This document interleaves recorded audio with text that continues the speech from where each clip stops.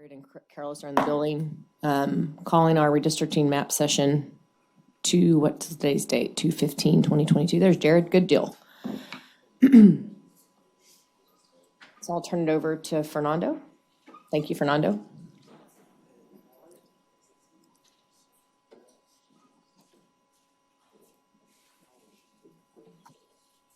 Good morning, Mayor, council members.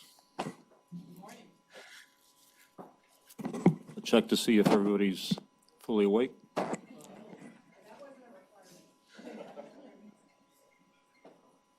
Thank you for being here. We're happy to help the City Council this morning in your map drawing session. First, by reviewing proposed revisions to the initial redistricting map selected by the Redistricting Task Force based on requests that you received last week in your public hearing on redistricting. Your purpose this morning, and I believe we scheduled as much as 2 hours for this meeting, though it may not take you that long. Your purpose is to produce a proposed map for public review and comment in the next few weeks, including public hearings that you've scheduled for that purpose. So you would begin with the initial map, as you can see on this diagram, which was selected by the task force. The chair, Sal Espino, presented that initial map to you at your work session on February 1st. And then we suggest that you consider at least 2 revised versions of that map, which we call Revised Map Version 2 and Revised Map Version 3, prepared by members of the City Council and submitted to staff for analysis. Revised Map Version 2, which you can see toward the top of the screen, reflects a total of 40 revisions from the initial redistricting map. As you'll recall, according to the City Council's procedures, you must use the initial map as the starting point for any map drawing exercises. And so every map that you produce is a function of a series of revisions to that initial map. Revised Map Version 3 reflects a total of 23 revisions to the initial map, and we will identify each revision. In fact, among your procedures is a requirement that every time you make a change to the initial map or to one of the revised maps, every time you make a change, you indicate what that change is, what neighborhood is moving from what district to what district, and your justification for that change in respect to the adopted redistricting criteria. We'll walk you through that exercise, so you'll see that it's a fairly straightforward process, but we recommend that you do it carefully so that you fully document how you arrived at your proposed map.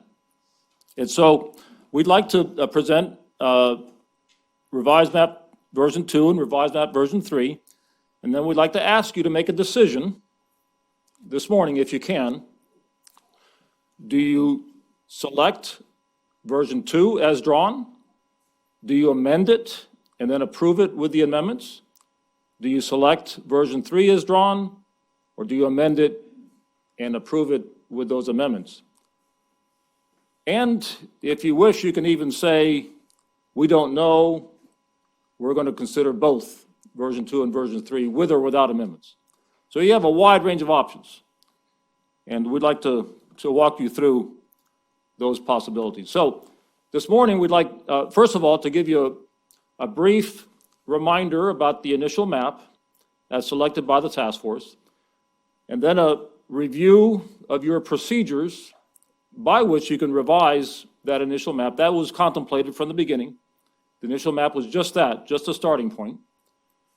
I'd like to analyze version 2 and version 3 in some depth.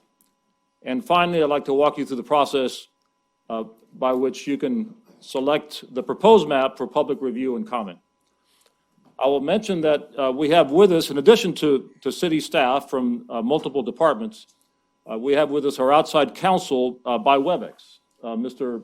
Philip Arnold, who I must say has done a splendid job of providing us with guidance along the way. As late as last night, long after regular business hours, Mr. Arnold was helping us to respond to questions from the City Council. So much credit to the good work that Mr. Arnold has done for us. And so you'll recall that the map selected by the Redistricting Task Force, and the Council only authorized the Task Force to select a map, not to create a new map. The map selected was originally known as Map X, and the Task Force made only minor adjustments to that map so as not to split 3 neighborhoods, Como, South Hills, and Rosemont. And they submitted that Map X with those minor adjustments to the City Council for your consideration. The task force recommended that map for several reasons. According to the technical analysis by city staff, that map X adjusted, fully meets all of the redistricting criteria used to evaluate proposed maps. Furthermore, our outside counsel from Bickerstaff determined that the initial map creates 5 minority opportunity districts, known as districts 2, 5, 6, 8, and 11. And you can see a little further detail on the slide. Now, the identification or designation of minority opportunity districts is probably more of an art than a science. There is nothing definitive about it. And I can tell you that we've asked for advice from Mr. Arnold, and he's given us very carefully reasoned arguments for designating or not designating a proposed district as minority opportunity. And he's provided us with a letter. In fact, he gave us a slightly edited version this morning, which we haven't had a chance to distribute, but we'll describe to you in our presentation. As to how he arrives at determining what is a minority opportunity district and what is not. And I think you'll find his reasoning to be persuasive. The initial map keeps 91% of communities of interest, including Riverside, within single districts. And finally, we heard at the task force public hearings and subsequently at the city council public hearing that many residents from all parts of Fort Worth, northeast, south, and west, support the initial map, or at least many of the principles underlying that map. And we have, for your review, you have hard copies at your seats, demographic data for the initial map. So you can see the total population, the voting age population, or VAP, numbers of communities of interest that are split, and so forth. Various characteristics that you might want to consider as you assess the merits of the various options. Now, the Redistricting Task Force also recommended, beyond recommending Map X adjusted, they also recommended, because they didn't have the latitude to create a new map, they asked the council to consider revising their own initial map by placing Como and Stop 6 in districts preferred by the leaders of those neighborhoods. They did not present a map that accomplishes those ideas, but they asked you to do so. And I think you'll find that both version 2 and version 3 accomplish both of these objectives, placing Como in District 6 and placing Stop 6 in District 5. Now, you'll recall your own resolution, which you amended twice, but most recently reaffirmed in October of last year. Whenever you make a change to the initial map or any subsequent map, you should present the rationale for that change and the impact of the change on all of the redistricting criteria. That's a city council's rule. That's not a federal or state rule. That is merely a council rule, which you have determined to follow. And all deliberations about redistricting should occur in official meetings such as the one that we're holding today. I think you're very familiar with your redistricting criteria. You have 5 high priority criteria, and you have 5 lower priority criteria. Now, among those criteria, there are 5 total that provide good rationale for changes to the initial map or any subsequent maps. And we'll be referring to these 5 criteria in particular as we walk through the changes. So first is to create or strengthen minority opportunity districts, and that's related to criterion number 3. To contain communities of interest in single districts according to criterion number 4. To delineate contiguous territory, criterion 5. To provide identifiable geographic boundaries according to criterion 7.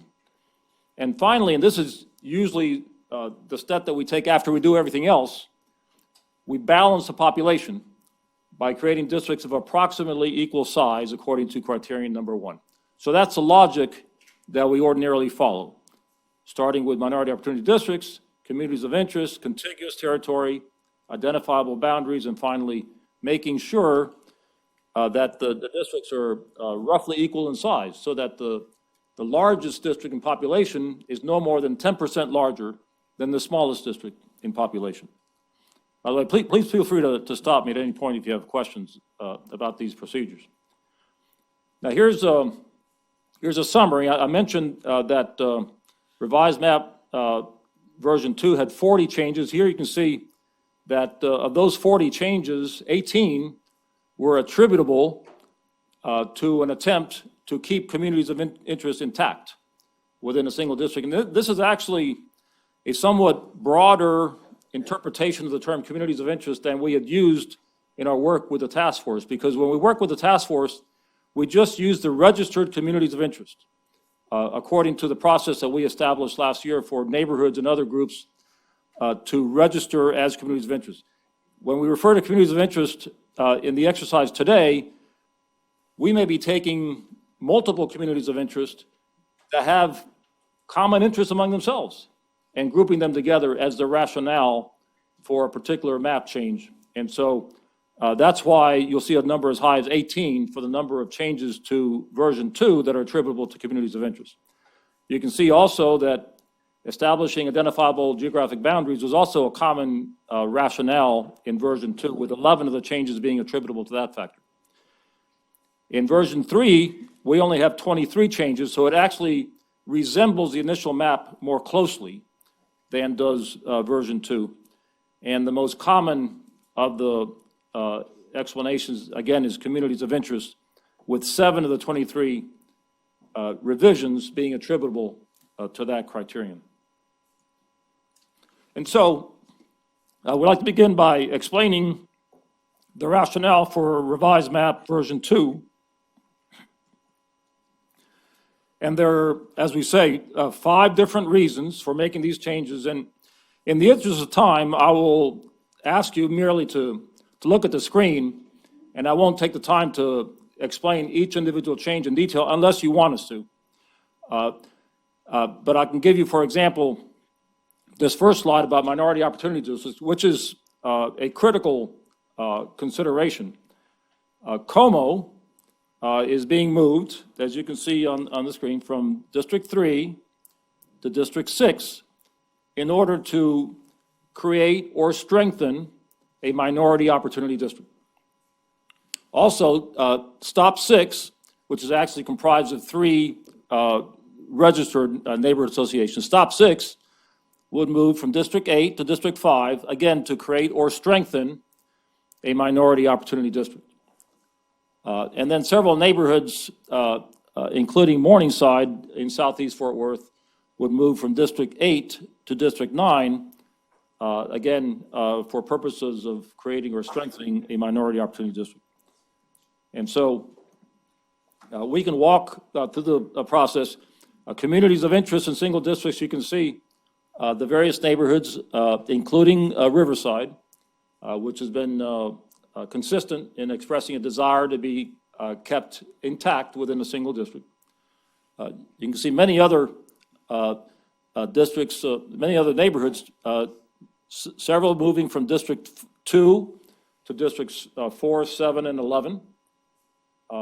Several moving from 3 to 7, 4 to 10, 5 to 2, and so on.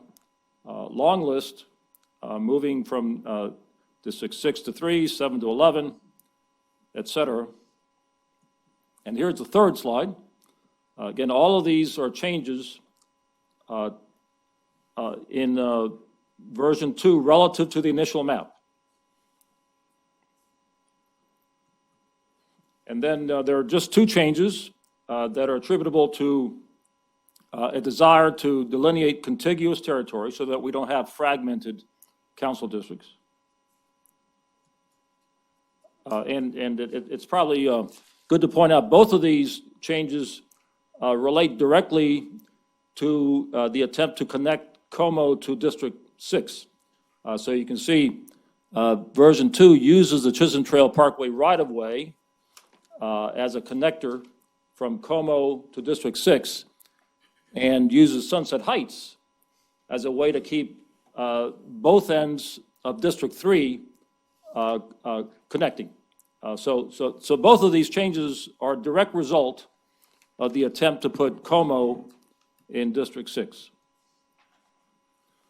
And finally, the criterion of identifiable geographic boundaries. You can see the various changes that are attributable to that criterion. And here's another, and then the balancing criterion, equal size.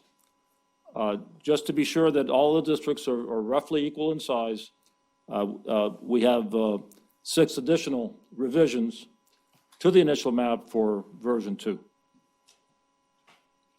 And you have in hard copy at your seats, we've also sent this information to you electronically, and you see it on the screen, the various demographic data associated with version 2.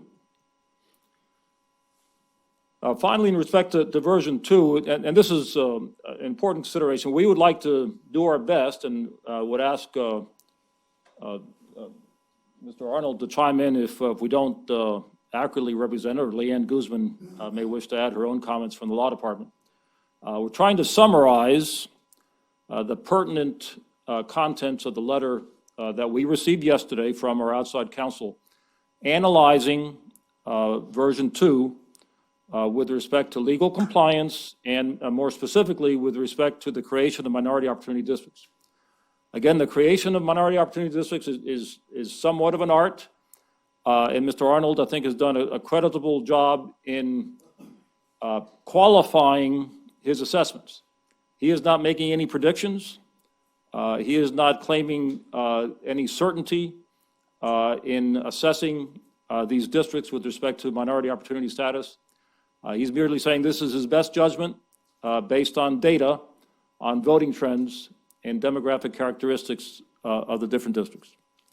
And so he's saying that in respect to version 2, we would have one likely Hispanic district, District 2. And this is a district with a voting age Hispanic population of over 59%. That's a very high percentage. And even though in general, Hispanics tend to be less likely to be citizens, less likely to register to vote, less likely to vote in elections. Nevertheless, that voting age population is so high that it makes it likely that Hispanics from that district will be able to elect a candidate of their choice, assuming, of course, that candidates present themselves who are acceptable to the voters. So, Fernando, just to be clear and to reiterate, He's saying one likely Hispanic. I'm looking Yes. at the next bullet. He is saying one likely historic Hispanic district. And does that mean only one in his assessment? Only one in his assessment of version 2. Yes, he uses the term likely. Only one? No, see that, I got to jump in here. That's a distinguishing thing, and I need more information on that. Strong versus opportunity district But let me, and likely. let me finish explaining the slide, and then we can call on Leanne and Mr. Arnold if they'd like to comment. And I didn't mean to disrupt, but that, No, it's a key point, and it's an important question, and it's a question that involves a great deal of nuance, and intelligent people can view the same data and reach different conclusions, and that's perfectly fine. We simply wanted to have one of the best minds in the state of Texas who knows the law okay. and knows how to apply the law to give us his impartial assessment of maps that we have received with respect to minority opportunity districts. If we choose to disagree with Mr. Arnold, that's entirely within our prerogative. This is Mr. Arnold's opinion, that version 2 would create one likely, or strong, if you will, but he uses the term likely, Hispanic opportunity district. Now, he also points out that 2 districts with this Hispanic voting age population, pluralities, that means that Hispanics have greater voting age population than any other group, but not a majority, would be created by version 2. And those are districts 8 and 9 on the version 2 map. And he explains that it seems more likely that District 8 would elect an African American, even though it has a Hispanic plurality. And he explains carefully that that has a lot to do with the fact that Hispanics don't tend to vote at the same rate as do African Americans or whites in Fort Worth. That is his assessment, his opinion. He also offers the opinion that it seems more likely that District 9, even though it has a Hispanic plurality in version 2, would elect a white candidate. That's the assessment of our outside counsel. He goes on to say that version 2 would create one strong African-American district, District 5, one likely African-American district, District 8, and finally a toss-up district, District 6, where it's equally likely that an African-American or an Anglo could be elected. So this is the assessment of our outside counsel. I hope that answers the question. Fernando, I'm going to press a little bit on that. Sure. Since Mr. Arnold's on the line, I want a little more definition, again, between the terms strong, likely, and opportunity when describing a district. Because in my mind, they're different. All right, I don't know if Mr. Arnold can hear and can respond? I agree with that. And Carlos, if you don't mind me adding, when we talk about coalition or opportunity, can you please give that definition as well? What a coalition versus an opportunity district means? Mr. Arnold? Yes, taking the last question first, I guess. A coalition district would be, or has been argued to be. The Supreme Court doesn't necessarily, I guess, have say that these exist in any legal way under the Voting Rights Act, but a coalition district would be a coalition of different groups coming together to elect a candidate of the choice of those groups combined. So that may be African Americans and Hispanics combining together to elect a candidate of their choice. And an opportunity district would be where a group does not have a majority of the voting age population, but based on other factors, voter registration, voter turnout, things like that, they may have the opportunity to elect a candidate of their choice. Now, the Supreme Court has drawn a bright line in this regard. People have argued that, well, a government should draw districts that are opportunity districts, right? So, or coalition districts. But the Supreme Court has said, no, we're not going to get into what is an opportunity district, what's a coalition district, because it's too complicated. It's too complicated for federal judges to figure out. The experts don't agree on what they are and how many people that would take. It's going to be very specific to each district, within each city, with all across the United States. So the Supreme Court's drawn a bright line and said a majority district is 50% or greater than 50% of voting age population, and that's what you need in order to overcome or to bring a Voting Rights Act case. And that's really one of the three prongs of the test to bring a Voting Rights Act case under Section 2. So to the extent the city wants to create stronger minority opportunity districts, which would be any district that has a large majority of minorities that is less than 50%. So that may be 33%, that may be 49%. You can certainly do that. There's nothing saying you can't. It's not grounds to bring a Section 2 claim under the Voting Rights Act. So I say that just because language gets confused. There's not a real good definition of it, mostly because the Supreme Court has really refused to go down that path. And there have been a lot of people who try to convince them to do that, to recognize this as a term of art. And they've drawn a line in the sand that really says we're going to draw it at 50% because it's simple. And we're not going to go down this line of, well, at what point do you really have, do African Americans need 40% or 33% in order to elect a candidate in a certain district? Because it's very complicated. And you can see it across Fort Worth. And in particular, in this cycle that Fort Worth is going through, where you're drawing really completely new districts, it's difficult to predict what any one district will do. So you can look at the districts you have and make some assumptions based on past election behavior. But it's going to be difficult to say how a district will perform in the future because we have all new districts, essentially. And you can say, well, the north side of Fort Worth typically elects a Hispanic council member, and that may still be true. And I think we see that with some of these plans where you have 60% of a Hispanic population. But as you look at the ratio of any given group compared to the other groups, that's really where the electability issue comes in. So it may be the Hispanics, let's say, in North Side. Let's just pick, I think, District 2 under the original Plan X has roughly 60% under most of these plans of the population, voting age population. Now, if that is accounted for citizenship, that may be reduced by as much as 10%, which puts them at 50%, which is still strong. But again, by reducing that Hispanic voting age portion by 10%, you necessarily increase the percentage of voting age population of other groups, namely African Americans and whites.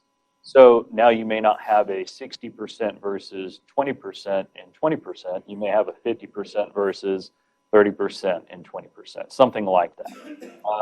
And then, of course, you have to look at voter registration, voter turnout, and at the end of the day, people vote for who they want to vote for. Race may not be the only reason somebody votes for a particular candidate. There may be other factors going on, particularly, local elections are decided on local issues. So there may be a road bond or something that somebody opposed that, voters really wanted. Something like that may not have anything to do with race. So Let me ask a question really quick. Sorry to cut you off. yeah, go ahead. You're actually doing a great job. I know this is very difficult and complicated, so we appreciate you joining us. Knowing what you just stated to us and understanding coalition districts and how complicated that can be, If you look at the demographics currently in V2 of District 4, the white VAP is under 50%, but it's not noted in this outside counsel description. I know what you're getting to. I'm just curious why that was missing in your, and it may be more nuanced than that. Okay, we're in Just version. Version 2, District 4. Yeah. It's at VAP is 46%, and then you look at your demographics to create a coalition district based on the definition you just gave us. Yes, so if you look at in that particular example, 46% white VAP, 10% African American, and 30% Hispanic. And then, of course, you have others, and you also have mixed race people as well who may Right. fall into these categories or others. I mean, they're really self-identifying. So, whether saying somebody fits in a particular category can be kind of complex anyways. But just looking at that, and this is, sure, absolutely. I think this District 4, I mean, it's probably going to depend on the candidate. And, are Hispanics going to turn out in a large number to capitalize on that 30% of voting age population? And African Americans, are they going to combine their vote with Hispanics? And then could you peel off some of the white voters to create a coalition that would elect somebody? Absolutely. But just straight looking at it, a 40% white VAP is typically going to be a pretty strong indication that it's going to elect a not necessarily a white candidate, but a candidate of the white voters choosing. That person may not be white, but that demographic is probably going to dominate that district. Good answer, because I mean that's going to be a white candidate that's going to win that race, and I think you should have answered that correctly. I don't think we never got Carlos answered, and so can we just get that answer? I think Just a distinction between strong and likely, are those terms synonymous, or is there a distinction among them? of your opinion.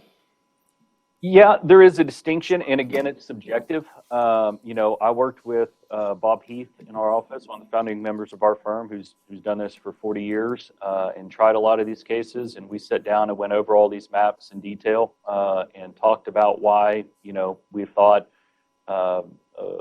these certain districts could go a certain way, what makes a strong, what makes a likely.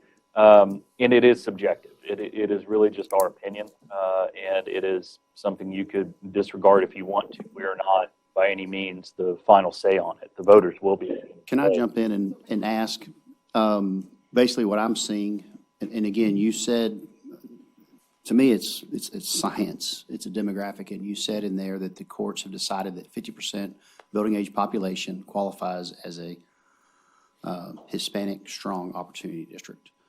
Coalition, not opportunity. No. It cannot be opportunity if So my point is that on District 2, map version 2, it's 59% voting age population Hispanic, but 17% African American, and 19.2 for white voting age population. Comparatively to map X, so map 2 has a lesser Hispanic, but greater African American and less white. And so by definition, I believe that meets the map, the Hispanic strong, as opposed to likely strong. No, let me jump in here, okay? I've heard two different things, okay? And both, came from legal sources. 59.2% is not strong. 60% or greater is strong, in my opinion. V2 dilutes, in my opinion, the Hispanic district in the north compared to, map X, and then the next categories are in the 40% range. Yeah. I think we're going backwards on V2. And I can break it down for you if you'd like, but I think Not we need liking to it. use common sense. I first raised this question at this meeting today because no matter what the stats show, it does not fly well with the entire citizenry to say we can only have one likely Hispanic district. That's real simple. Yeah. And so what I do, I respect the outside counsel, but it is for this body to bring the fairness and the equity. I don't care how you nuance the words, likely, opportunity, Yeah. whatever. That's just not right. But to be clear, the same situation exists for V3. Sure, sure. It absolutely does, And we have current to- language. And I'll let Carlos channel that. That's Well, currently what we have dealing with. I agree with Carlos. I wish Carlos had raised it first, and I know his blood is boiling, but no matter how many maps reflect inequity, it is this body's responsibility to address that. And so that's my feeling. And I agree with you, Gina. I'm just stating that despite all the hard work, currently what we're looking at in the revised version from X, V2 and V3, we do not have an additional likely strong Hispanic district. We have V2, I mean, District 2, that's it, in both these versions. It might be beneficial if we go through the remainder of the presentation. Please. Please, because D8 has a It may 50%. start to make more sense when you see it in the I can context talk about. of the other information. I want to address something Carrie stated earlier about a science versus an art. This is absolutely an art based on science. We have our science is data driven. We have demographic data. We have voter turnout. We have, I don't even know how many years of elections worth of data that we can mine that get us to that art. I understand it's a science for you, but it's an opinion of our legal experts as to what they know, because I'm assuming Mr. Arnold goes, and we can absolutely disregard a legal opinion, but when it comes to, you know what, you could throw something on a wall in a room of lawyers and you could get 27 different legal opinions, but we have hired this one. We have said this is the legal opinion that we are looking to. They have told us that it is an art, not a science. And so for us to, we should be very mindful before we flagrantly disregard that legal opinion that our city is paying for. I think that's a misuse of tax dollars. Can we continue with the rest of the presentation? We would be happy to continue with the presentation. Thank you, sir. Okay, again, just to remind you, if you want to consider version 2 and consider amendments to that map, we suggest that you use the format that we display on the screen, identify the areas or neighborhoods that would be affected, move it from what district as it appears in version 2 to what district you would like for it to be, and identify the criterion that provides justification for that revision. Version 3 is the other map submitted by council members. And again, we won't go into any detail unless you'd like for us to do so. Version 3 has 4 revisions that are attributable to an attempt to create or strengthen minority opportunity districts. First, it identifies Riverside. Now, Riverside didn't appear in the version 2 because the result of moving Riverside was more oriented toward preserving community of interest than to creating a minority opportunity district. But in version 3, it does actually have the effect of strengthening a minority opportunity district identified as District 8. Again, Como would move from District 3 in the initial map to District 6 for the purpose of creating or strengthening a minority opportunity district. Again, Stop 6, moving from 8 to 5.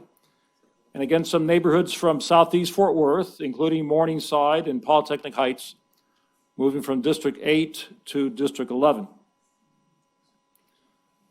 You can see 7 revisions in version 3 that are attributable to communities of interest. You can see, for example, Colonial Hills, Overton Park, Tanglewood, and Westcliff. You heard at the public hearing that those 4 neighborhoods wanted to stay in one council district, and so version 3 moves those 4 neighborhoods from District 9 on the initial map to District 3 on version 3. It moves the Lake Arlington waterfront from 8 to 5, where it historically has been, and so forth. You can see the communities of interest revisions in version 3.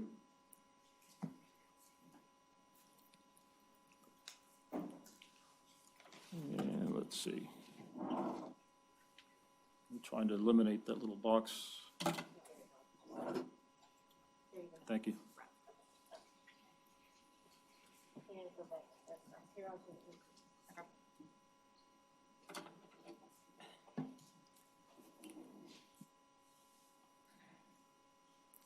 Thank you.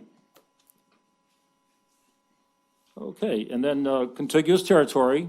Again, these are the same two changes, using the Chisholm Trail Parkway right-of-way to connect Como to District 6 and using Sunset Heights to connect the two fragments of District 3 that would be created by running Como down to District 6. Identifiable geographic boundaries. And finally, using equal size to balance all of the districts. Again, the demographic data for version 3, you have hard copies at your seats. And this is the opinion of our outside counsel. And it indicates updated because the version that we sent you last night reflected the map as it existed around 4 o'clock yesterday afternoon. And we got additional changes from council members late in the afternoon into the evening. And we've been working around the clock to give you the very latest information. And again, to the credit of our outside counsel, he gave us his considered judgment last evening so that we could use it this morning. Under version 3, the map would create one likely Hispanic district, known as District 2. It would create 3 districts. Fernando, may I jump in real quick? With the change, is it 1 or 2? I'm sorry? With the change of 50%, is it 1 likely Hispanic district or 2? It's 1. One likely Hispanic district. Legal just said that 50% was the No, threshold. this is, no, 50%, I'll ask Mr. Arnold again to explain what is meant by the 50% rule, but that, according to our understanding, the fact that a district has 50% or more minority population does not necessarily make it a minority opportunity district. Now, we'll ask if Mr. Arnold would like to explain that. He has the floor. I would like him to explain that because he just described. He explained the Supreme Court. Well, I'll let Mr. Arnold explain. Yes, and I think it's good for me to reiterate where our analysis is coming from. We're looking at this from compliance with Section 2 of the Voting Rights Act. And then also Shaw versus Reno, which is kind of a component of Section 2 of the Voting Rights Act, the 14th Amendment. But we're not necessarily looking at it to say this district will perform in a certain way. So when we talk about the 50% threshold, that is the threshold that it takes for a plaintiff to bring a Voting Rights Act case. They have to be able to prove that you could draw a district in a certain way that would create what's called a majority-minority district. That majority-minority is the 50%. So anything less than that, you could call it likely, you could call it maybe a coalition, you could call it opportunity. All those words are really kind of interchangeable. They don't have good legal definitions because, as I said, the Supreme Court's kind of refused to recognize them. But they do have meanings to some people. You read the case law, they kind of use them interchangeably. So I understand the confusion about it. It is confusing. But the 50% threshold is one of the 3 factors you have to prove as a plaintiff in order to bring a Section 2 claim against a government. So just for my understanding, my analysis is looking at it to say, can someone sue the city of Fort Worth for adopting a certain plan? That's at the end of the day the question. So just to make sure my understanding is correct, you would say that in version 3, there are 2 majority districts for Hispanics. Is that Is that an accurate statement? In version 3, we have, Yes, there are. There are two, if you count the latest version, the latest edition of version 3, there is, and you'll see this in the next bullet point, District 8, under version 3, has 50% Hispanic voting age population. However, because Hispanics tend not to vote at the I same get rate, et that cetera, part. I get that part. it is not considered a likely Hispanic district. It's actually considered a toss-up. Can we have legal Yes, to Mr. Arnold chime in has here? a good explanation. The question I asked was, is it fair to say that there are two majority Hispanic districts, meaning more than 50% in this map? No, that's not a legal question. That is a factual question. The answer is yes. I want legal to describe Why does that. that matter? one I is- mean, Matters because he initially said in the first version that 50% is a threshold for Hispanics. Then he come back and he changes it up. You can't change it up for different maps because that make you not credible. And so if you do that in the court of law, then But that's that not doesn't what make he any sense. That is what he said. No, but I think We trying to justify what he said. He said 50, no, listen, let me talk. He said 50% Hispanic VAP means it is a likely Hispanic district could win the opportunity. Then He says, I'm sorry. then he comes back. Let me finish my statement. Okay, you can talk when it's your turn. Then he comes back and he says that 50% plus black is a minority opportunity. Those are two different comments and mean two different things. Say what you mean what you say. If not, let's fire him. Chris, okay, but the complicated part here, and I do think Mr. Arnold's doing a great job, is that we're dealing with Section 2 of the Voting Rights Act and talking about the threshold for someone to sue us. At the same time, we're talking to our voters in Fort Worth about whether or not we've created a true Hispanic opportunity likely district. And those are confusing. And we're mixing legal terms. They're very different things. And so I want him to try again. But I want us to keep decorum here because we've asked someone who's done a great job. This is not easy. This is incredibly complicated. And I think it's unfair to spout off. This is 40 years of case law that he's trying to describe here today. And I know it's complicated, but the difficult part for us will be today, if we decide on a map or not, is have we created for voters another likely Hispanic district? Well, that is clearly not map 2, so Well, it's clearly not map 3 either. map 3 right. gets us closer. We're not diluting Hispanic vote in map 3. I'm not at all advocating for any map. I'm just simply stating, right now, the revisions we've all made to the map that was given us a redistricting task force does not get us closer for Hispanic voters. Okay, agreed, Mayor, and thank you for saying that. Mr. Arnold, I do appreciate your efforts to try to define this for me. I'm a numbers guy, and in my mind, I'm always looking for a threshold. So I see where Councilman Nettles is coming from, because I share, that viewpoint too. I want you to listen to what I'm going to read. Okay, this should sound familiar to you, and after I finish, let me know what your thoughts are, okay? Because I think this encapsulates what we're trying to do. Okay, from a voting rights perspective, it's important to look at the opportunity for Hispanics and for African Americans, since Hispanics constitute the larger of these two groups, and the one where there has been lesser historic representation, and we can get into the minutia of that. It's not just a question of citizenship, because there's also socioeconomic, conditions, but I digress. A first priority should be to seek representation for that group. In Fort Worth, where the Anglo, Hispanic, and African American percentages of citizen voting age population are 46.6%, 27.2%, 20.1% respectively, a 10-member council with 5 Anglos, 3 Hispanics, and 2 African Americans would be proportional. And again, I'm just speaking roughly on numbers, just from a numbers standpoint, okay? But the overall point that I am trying to make is neither V2 or V3 does that. Mm-hmm.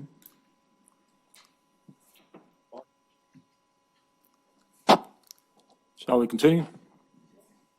Okay, we're trying to summarize the outside counsel's opinion about minority opportunity districts with respect to version 3. So one likely Hispanic district, in his opinion, and that would be District 2. 3 districts where Hispanic voting age population constitutes a plurality, and in one case, 50% could be called a majority. But for the reasons that he has presented to us, District 8 is classified as a toss-up. It could elect a Hispanic or someone to be chosen by Hispanics, or it could elect an African-American of roughly equal likelihood. So it's classified as a toss-up. That is a minority opportunity district. District 9, however, would more likely elect a white candidate for the reasons he's given us, even though it has a 44, almost 45% Hispanic voting age population. The white voting age population is 41%. And according to voting patterns, that would be enough to elect a white candidate from District 9. District 11 appears most likely to elect an African-American. 39.6% Hispanic, 36.1% African-American voting age population. Very similar figures. African-Americans in Fort Worth today tend to vote at higher rates than do Hispanics. Therefore, in the considered judgment of our outside counsel, that would be likely an African-American district. 2 likely African-American districts, 5 and 11. 5 having 40% African-American.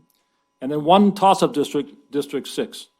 Now, you can see on the slide that the numbers have changed slightly as a result of some late changes to version 3. Nevertheless, the outside counsel has confirmed that District 8 would remain a toss-up, even though the Hispanic population, voting age population, would bump up from 49.1 to 50%.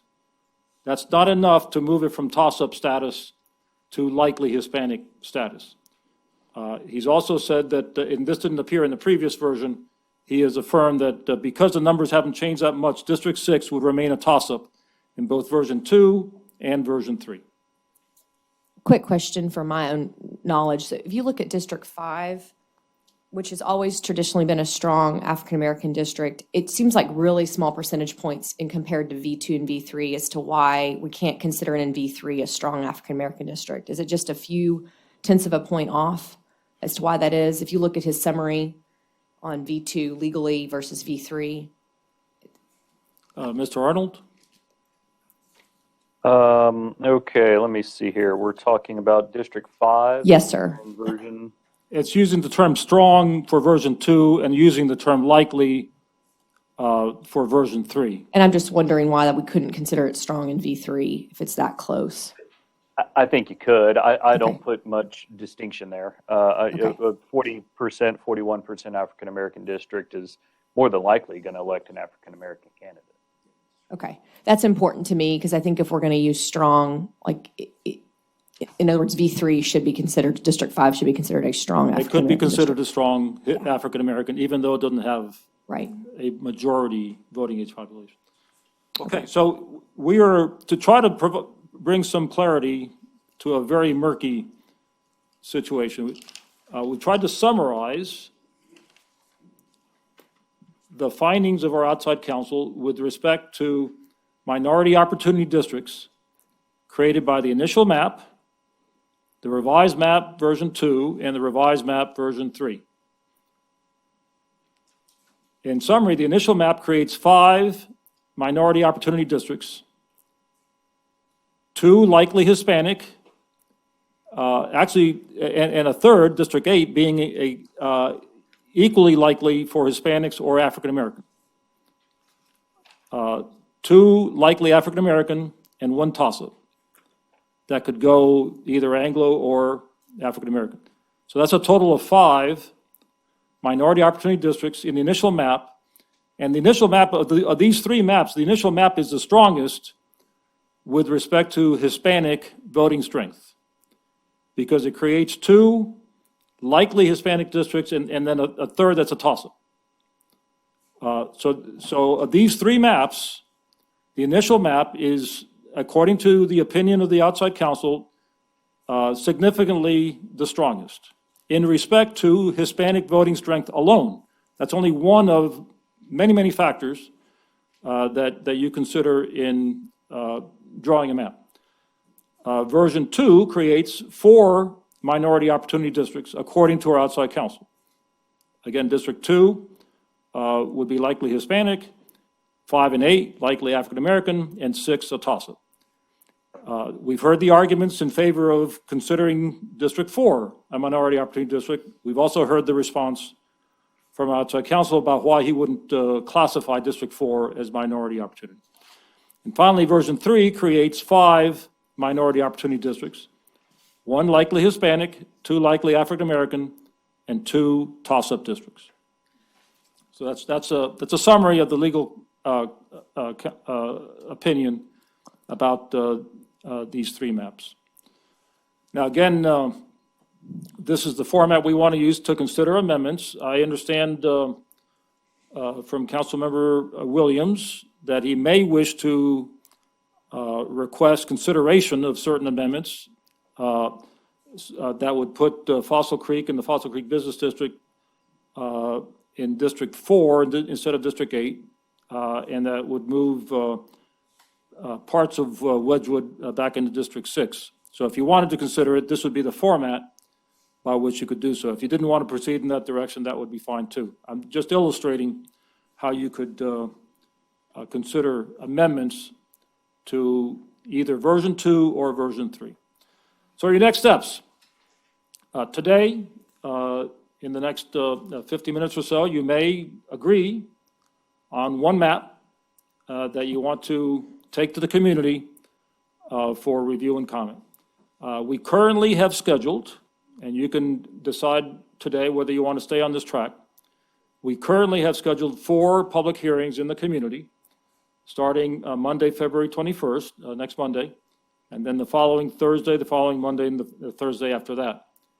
4 public hearings in different venues around the community. And then you would return for a final map drawing session on Tuesday, March 22nd, after hearing comments from the public to refine or adjust the proposed map that you produce in today's work session. We contemplate that you would be able, if you stay on track, to adopt the final map by March 29th.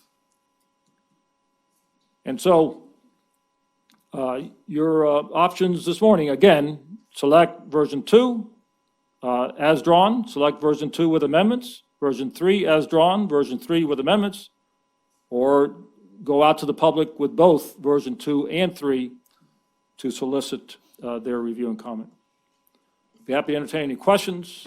Madam Mayor. Fernando, when did the last option become an option? Because the adoption to, I think, our resolution. No, your resolution contemplates a single map. Okay, so. It would require a change to your resolution Okay, if you wanted to consider that option. But right now, your resolution says you will select a proposed map and use that as a basis for the public hearings. thank you. Thank you for that question.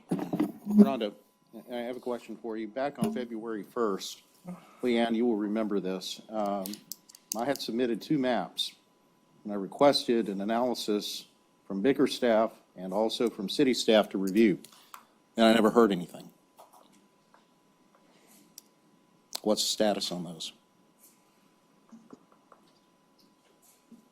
Well, I know that we have one of those maps that we could bring up here today. If you'd like to take a look at that, we can certainly do that. One of the reasons we did not send that to outside counsel for legal review is that we had charted a path where we were going to send them for legal review what the task force had come up with. And so that, in order to try to mitigate, frankly, we were getting many maps from many of the council members, and to try to be a good steward of taxpayer dollars and not send them what would have amounted to about an additional 7 maps, we were trying to stay on the course. Of course, if the desire is to expand the scope moving forward, we certainly can. Of course, our goal is to try to continue to narrow so that we're selecting one map. But if that is the direction of the majority of the council, we'll be happy to begin to expand that.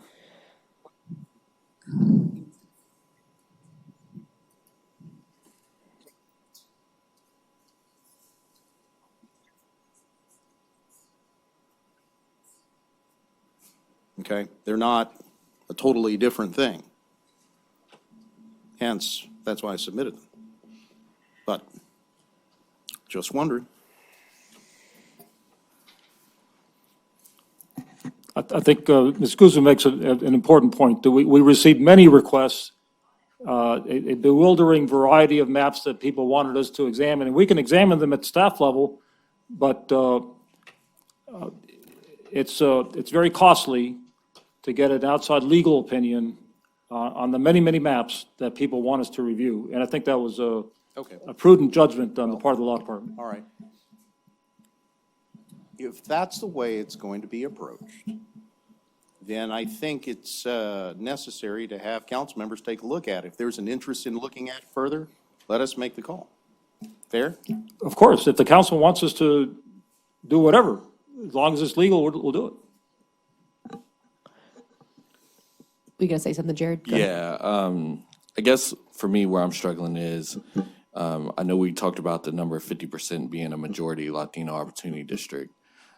Where I get gray is what number then suggests an increase in statistical likelihood of that opportunity being stronger. So is it 51%? Is it 52%? Is it 53%? I think depending on what number we get to, version 3 can be amended to get there. But what I would hate for us to do is to go backwards and throw another map in the mix without having the conversation about what is the percent opportunity we're trying to get at.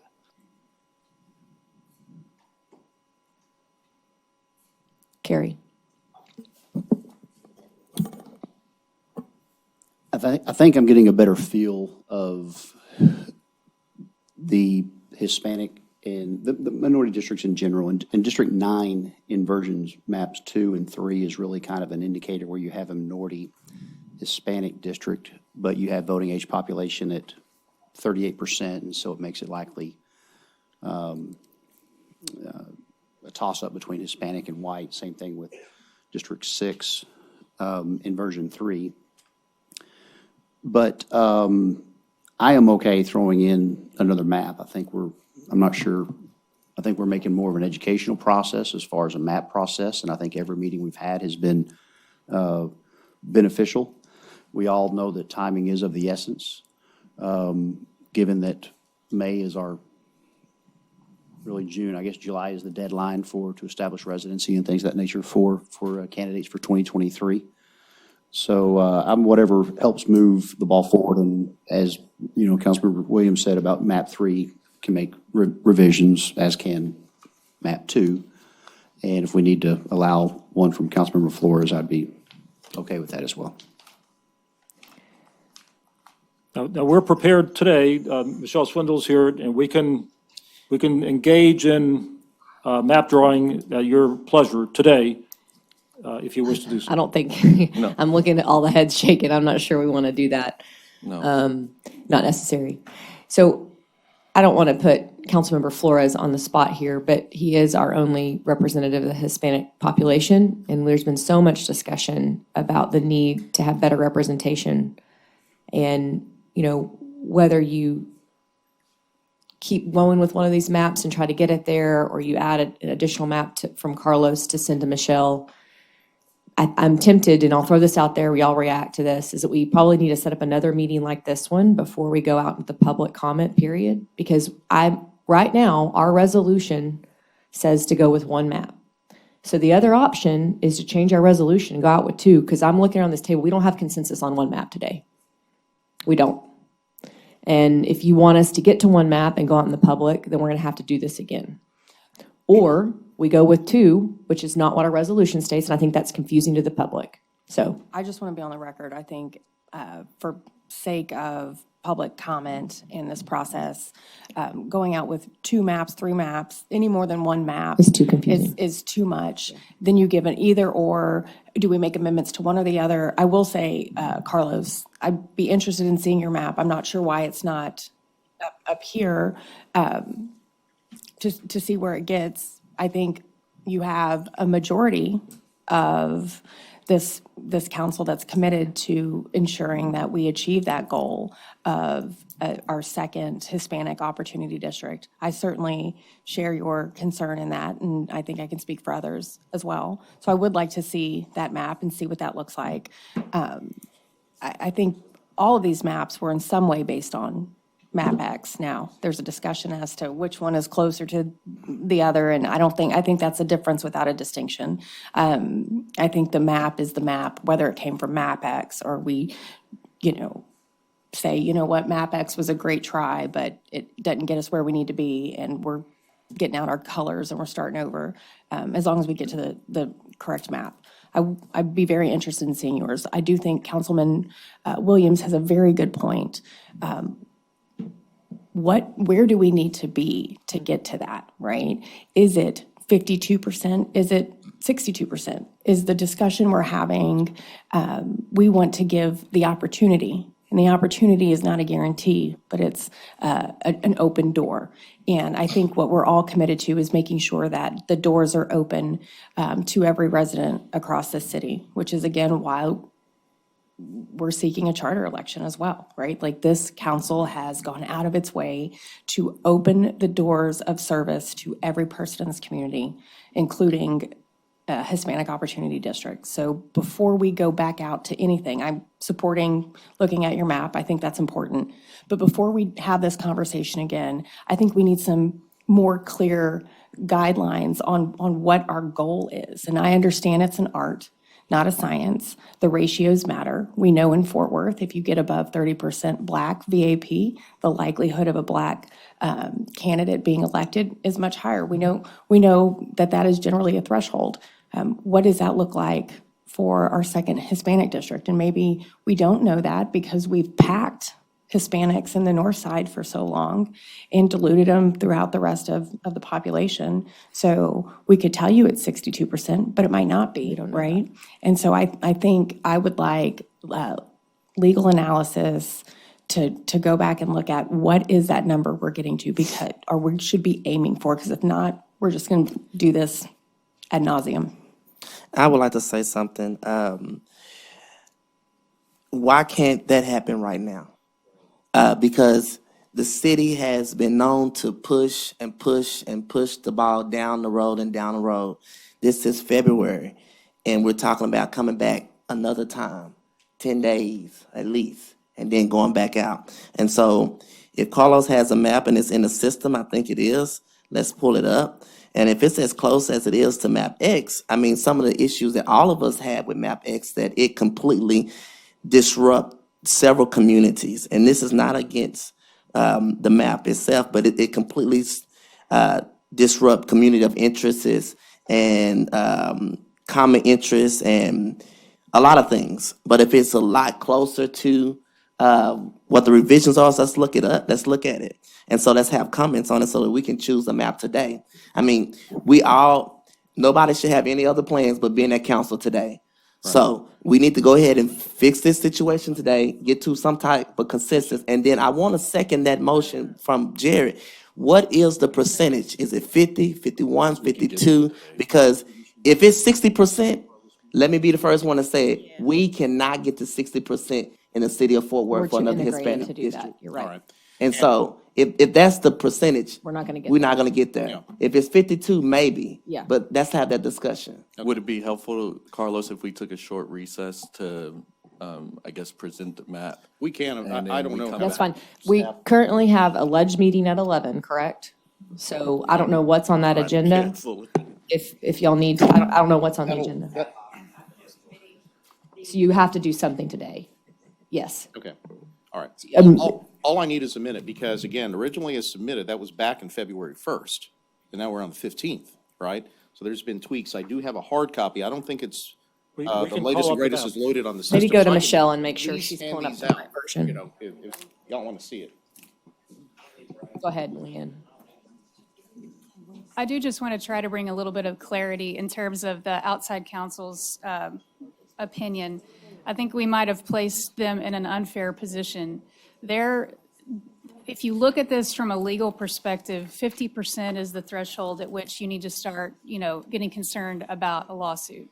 We asked them, in addition to that legal review, to opine on the likelihood of the success of electing a candidate of choice. That is frankly not completely a legal analysis. And as you've talked about around this table, it's completely subjective. And you all know this city, and you all know what likelihood there is. And if you think that it's 57% as opposed to 60 or 49% as opposed to 51, that's certainly within your purview, much like Ms. Bivens said earlier. It's certainly within your purview to make that judgment call. And so I just wanted to bring a little bit of clarity there and try to put some parameters around what we really expect outside counsel to do. So there's the legal review, and then there's this assessment of likelihood of electing the candidate to achieve the goals that you all are trying to reach. So as you go forward, feel free to opine on your own on what you think that percentage could be, and you can certainly do that. All right, Michelle, I don't know if, so what do you have up there? I can't. So this is the version that I was sent. It's XD2 Bass, D5 Stop, D3 Como. Okay, I think it may be the latest one, but first, let me draw the attention, and, Michael, I value your opinion on this. I know what the Como community said, right? I have an idea of what their breakdown is in terms of demographics. Their demographics are changing. I understand the reasons why they requested to be put in D6. But from a COI standpoint, it was very difficult to try to shoehorn them, per their request. That's why, just for the purposes of getting something out there for our discussion, I left it in D3, okay? So, we can get to that later, as part of our discussion. But just drawing your attention to the numbers, Hispanic, 18 years, percentages, you see that District 2's at 67.12%. You have D8 at 60.65, and D11 at 40.95. That version's different than this one. Is it a little different? Okay. Then what I am reading off then, Michelle, is, represents the latest tweak. So, Okay. I may have to send you, the plan file, Yes, for that. But again, it should be pretty close. So again, I want, everyone around the table, take a look at it. Please give your input. All right, that's the whole purpose of this exercise. Yes, ma'am. Okay. Let me see. Let me get it. Yeah. Stand by.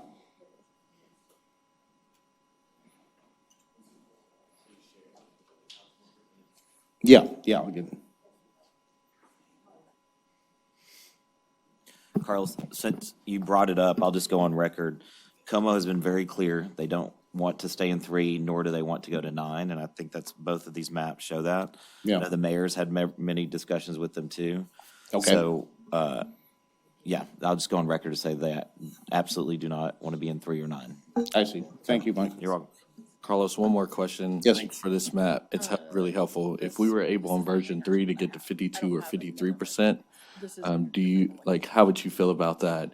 If we could get, just share with me what you think on that. I'd much rather see those percentages. And you're talking about Hispanics, right now, or, yeah. I think it would be an uphill battle to make a case for that in comparison to what Map X, I'm trying to remember those numbers, achieved, right, in those regards. Again, because you're scaling back, right? I'd much rather see them higher, to answer your question. Yeah.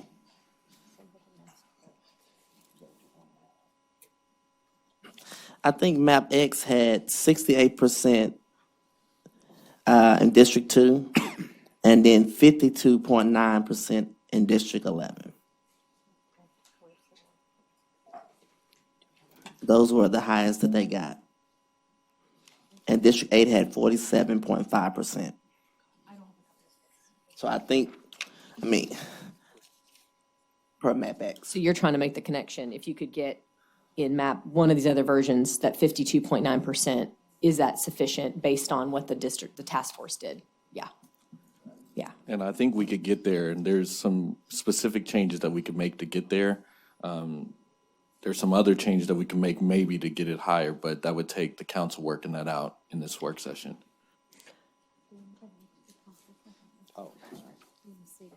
Chris, may I ask you, I'm trying to find it. in your version 3 map, does it change where you would run? Would you run in 11 or 8 in your map?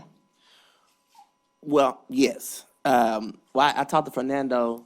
They wanted to change the numbers Okay. to make it match X better. Okay. But District 11 in map 3 is essentially what District 8 is today. Okay. So District 8 would be the open seat, is what I'm going for. There wouldn't be an incumbent for that seat, is what I'm getting at. That's correct. Okay. Well, hopefully we can switch it to District 11. But you want to switch the numbers to make it more consistent? Okay. Yes. Okay. The only reason I mention that is I do think that's It important. gives an opportunity. Well, because if you're an incumbent, the likelihood of you being reelected, so unless, I'm just, Mr. Charisma over there, I'm assuming you're going to join us You gonna run again. against so. me? Oh, God. I heard her. We got Hollywood and Charisma over here, so, okay.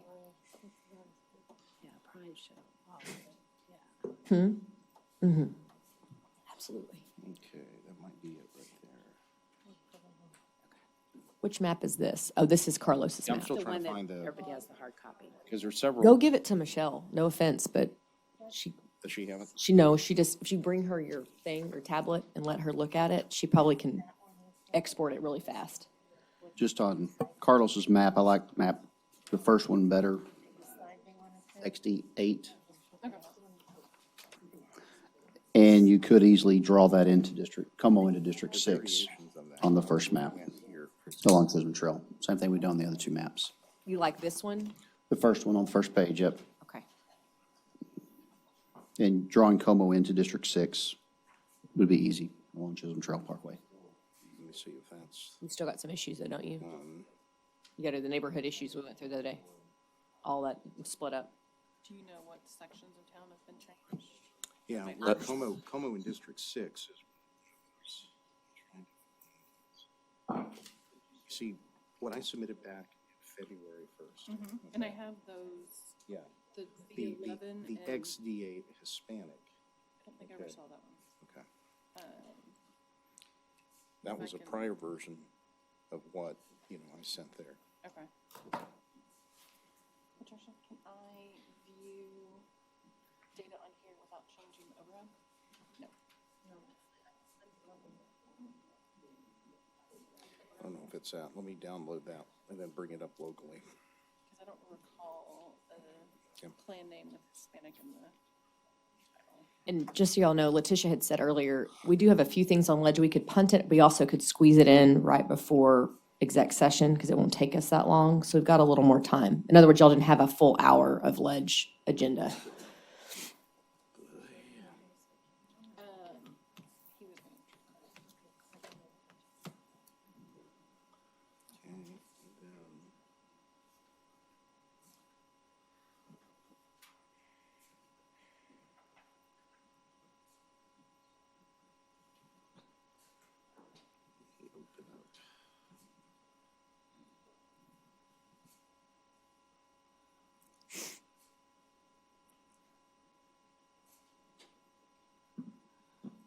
I have a question. Have we polled any other cities on the percentage for Hispanics?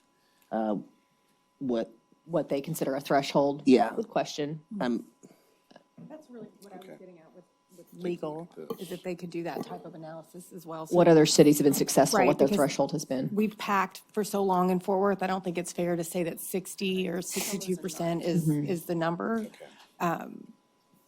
And so, Yeah. my colleague, Mr. Nettles said, I don't think we get there because to our testament as a city, we've become more diverse. We have integrated. I think that's a positive part of this predicament. But it would be helpful for us to know. I think I would sleep better at night, and my friend, Mr. Moon, the scientist over there, would also probably sleep better at night as well. Yeah, and technically speaking, if the task force felt like 52.9% VAP Hispanic was strong enough, Yeah, I mean, I think particularly knowing the history of the map and how the task force operated, that I would be comfortable using that threshold because that's what, that's what they used. that's, Or arguably. that's what Sal punted to us. Yeah. And then the only caveat might be is that, Well, let's see. you're tweaking lines. So 2 in their district is, in their map is real strong, 68.4%. It may drop a bit as we try to, okay.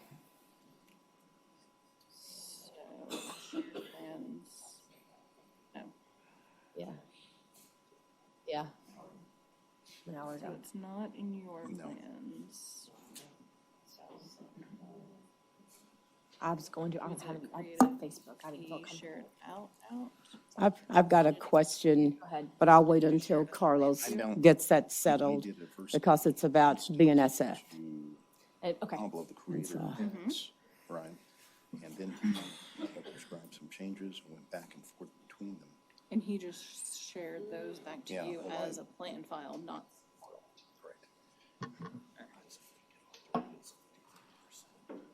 Then I can tell you, I can't hear out of my with writing. finding that, though, I don't think I can Okay, bring it back up. all right. I don't want to necessarily defer it to another meeting, but let's see here. Unless you Just kinda shared it. like, Let's see.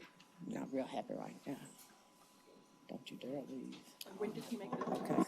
Or did you send those to Leanne? What I sent to Leanne was a prior version of that. It was Okay. called X8 Hispanic, Okay. right? And that was on February 1st. Since then, it's changed that. That one. And see what I have here, these are some prior versions, but I don't think, let's take a look here. I don't think these are the latest ones, Okay. for example. Because that one has. See, an that's the 09. same. Yeah. Yes. Yeah. Cohen's This is the 9 same. and down. Let me close that. And then, go with this P and G. Yeah, those are the towns. Yeah, the numbers look similar. Let me look at that one. Because Pablo and I are in a group that if he wants to share it to the David, Try that True. because he hadn't, because if he can share that out, then I can open Okay. it through the portal. all right, when do we try that? Okay. Do you want to try it through mine or are you going to try it through yours? Well, if he can share it, Okay. were you texting with him? No, but I can. You want me to- Yeah, Okay. if you'll have him share it through the David group.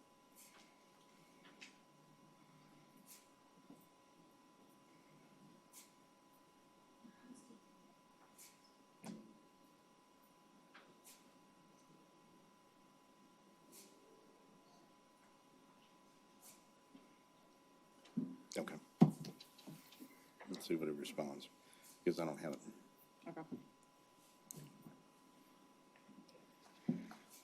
So depending on our time.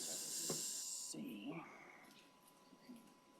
So to get back to the machine. While she's getting the map together, I'll pose this question for Carlos. And this has nothing to do with rezoning, but I'm having lunch with officials from BNSF this week. I know that was a real big factor in where you saw your lines as you desired to be. Have they been involved in the discussion at all? Or is that something that you, No, no, they have not been involved with that discussion. And part of that, too, also corresponded with trying to find a more logical northern boundary, which selected Basswood, right? Because it was less joggy, it didn't, rely on natural features, it was just, a major roadway. And that happened to work because it also included, that corporation.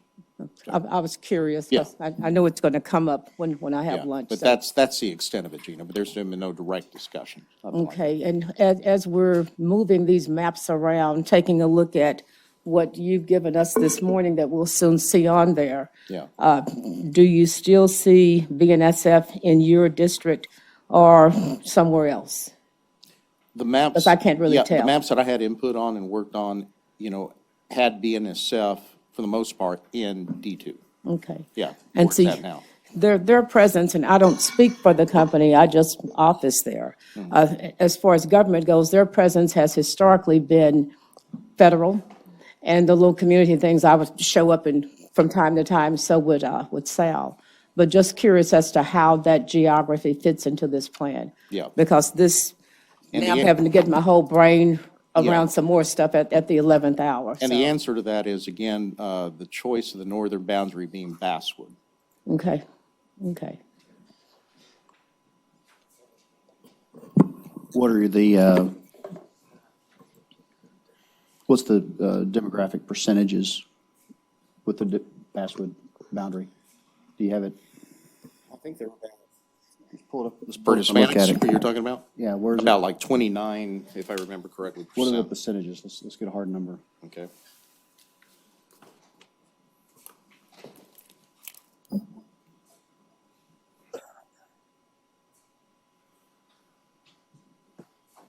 Let's see if I can find this and load it up. Councilmember Flores, there's a version that was updated today. Is that the one that you want? That's probably it. All right, let me see if I can download it and pull it back up.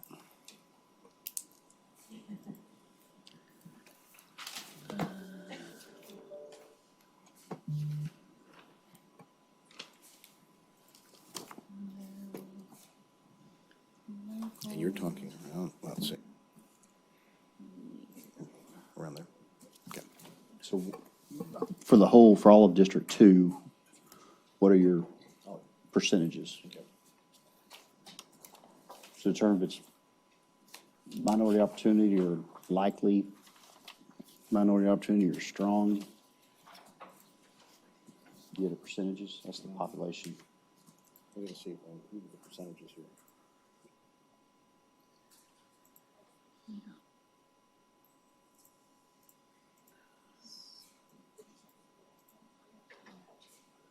Okay. Patricia, if you want to share. Go ahead, sure.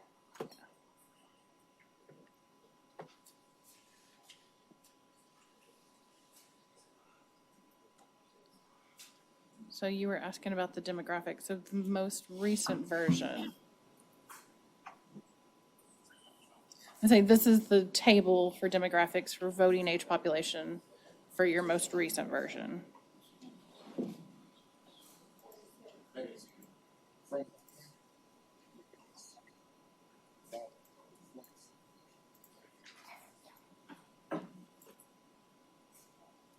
What'd you say?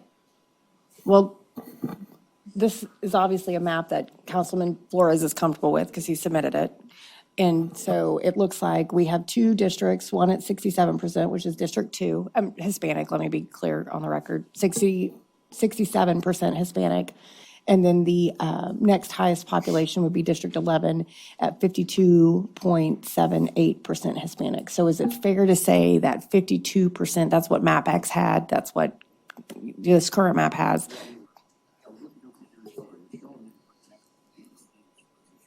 And it was 52.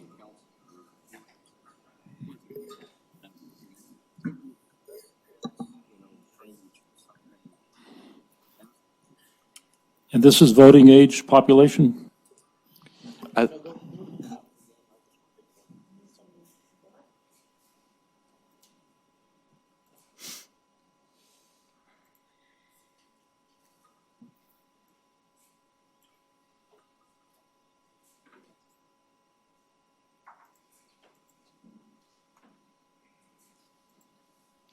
To which section?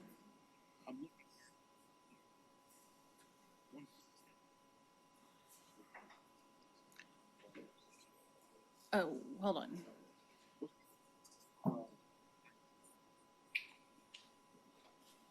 This is the wrong map, because this says Como, and it should be this one.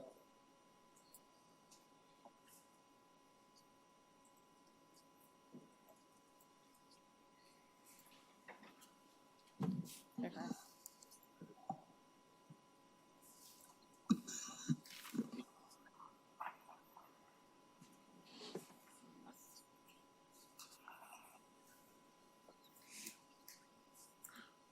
Right. I think the reason I'm so supportive of version 3 is because it gets us close to honoring almost 100% of what communities of interest said during this entire process.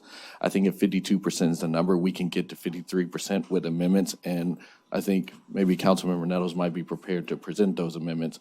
But there's a number of amendments that we can make to get 53% on version 3 that would achieve the goal that you're describing, and also preserve all the communities of interest that we've been hearing about during this entire process, from Parkland up north, to Como, to Foster Park, Overton Park, and River Hills on the east side, uniting Riverside, and keeping stop signs 6 and 5. We can achieve all of those things with version 3, making amendments to get us to 53%. And we can present those.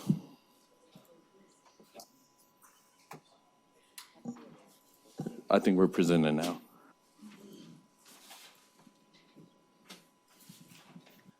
Weird.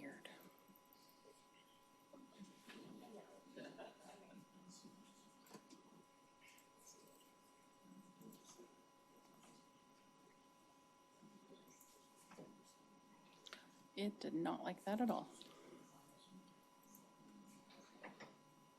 All right, we're going to rename.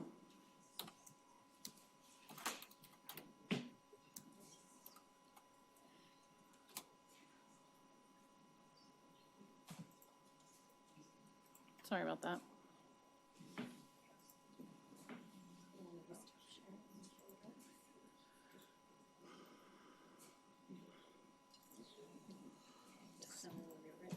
It doesn't like the file type that it exported it as.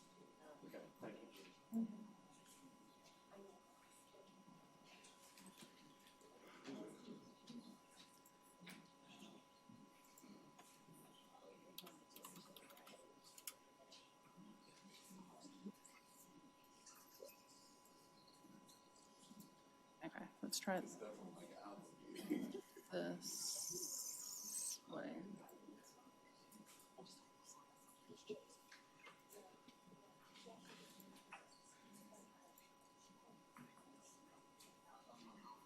It does not like that. All right, I'm just going to share this as public.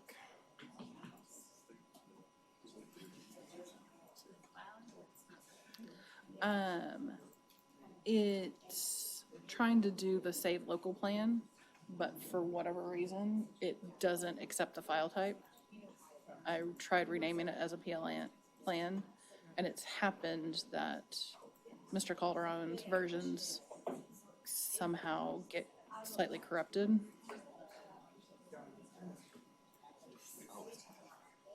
Okay.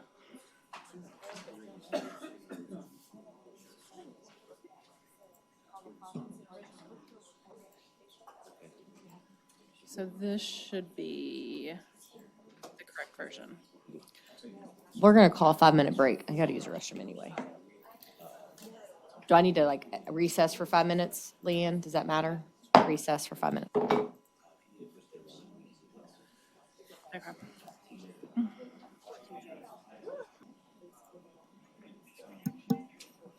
Because that's all Fairway Bend. I guess I would call us whatever this gavel's for. And the first announcement is we're not gonna have legislative committee today. We're gonna move it to next week. So any of you that are hanging out, waiting, thank you. TJ, sorry. Rebecca, sorry. It's good to see you, though.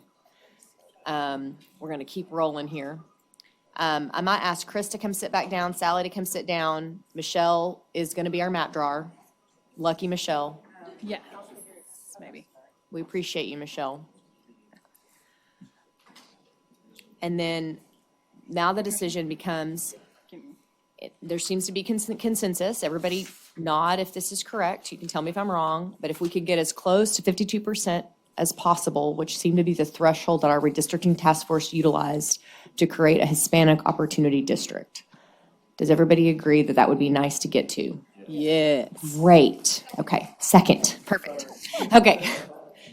And then, so Carlos, since you had brought your map forward, if you heard what I just said, we're trying to get to 52% at least as a threshold in one of our districts to create that second opportunity district, which would be similar to what the task force sent us. I think there's also consensus that the map that Carlos was looking at earlier probably doesn't account for some significant issues or changes in listening to neighborhoods that we would have to go back through today. Whereas we could carefully examine one of the other two maps we've done that with. There seems to be some interest to use 3 as our base. There also seems to be some interest to use 2.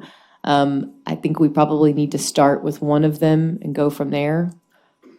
And the other little thing I'll throw out there is because is this version 3 right there you're looking at? Version 2, okay.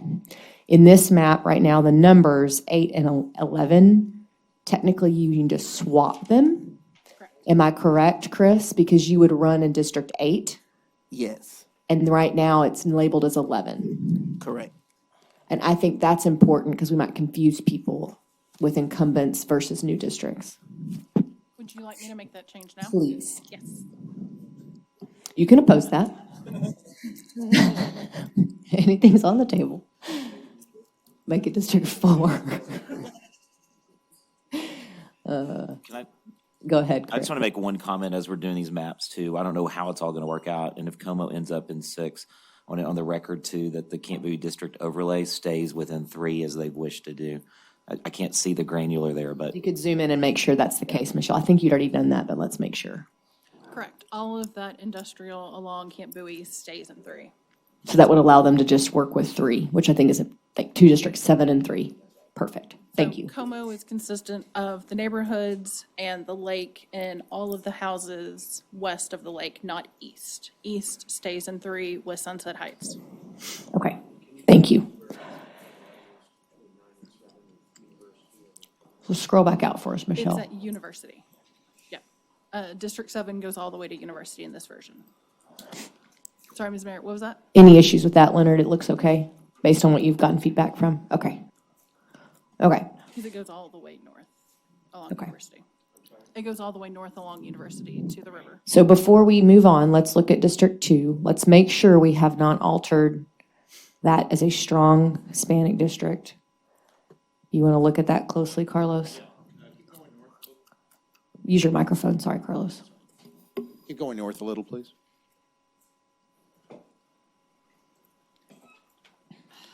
Just to put on record, no changes were made to District 2.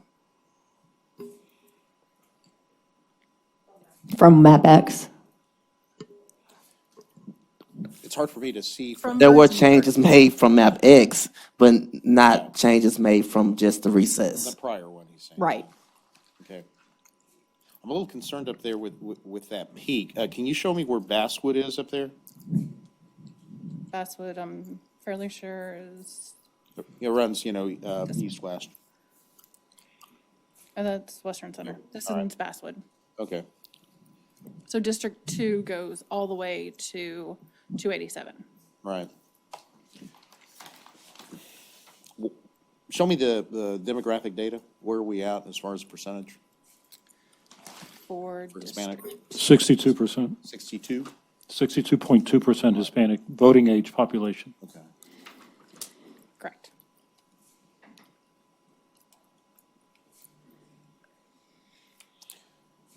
Being that peak area, again, just to kind of give you an idea of the bounds, from Basswood on up, right? Generally, it's a growth area, right?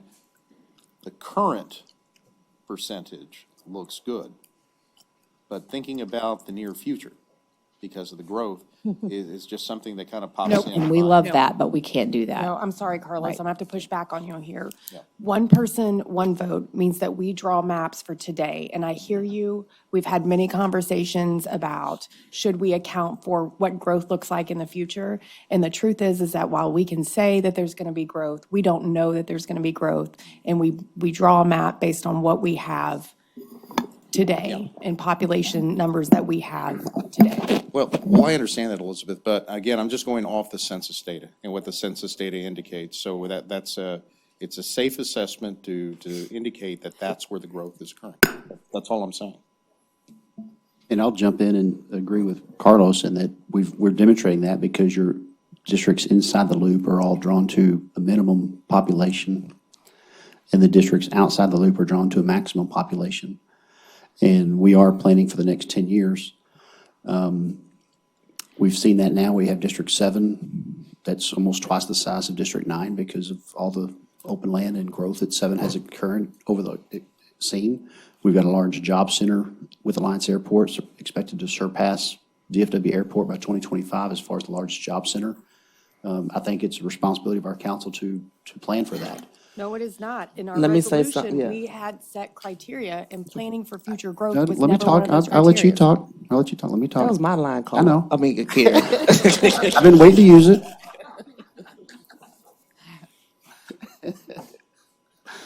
Go ahead, Elizabeth. Thank you, Carrie. I appreciate that. It's not one of our criteria, and you're not incorrect that we could potentially see districts that are incredibly out of whack or out of sorts as growth happens. That happens at the city level, it happens at the state level, it happens at the federal level. In all cases, we draw maps for today based on the population numbers we have today. Not tomorrow, not next year, not 5 years from now, today. And so I cannot support any map that uses any rationale based on future growth as why we're drawing these lines. And let me say this, I don't want us to get on a rabbit hole again. We kind of took a short recess to try to get the percentage of Hispanics to a higher percent in the second district. And so I want to point back to District 11, which as mayor changed to 2, would be 53% now currently in version 3.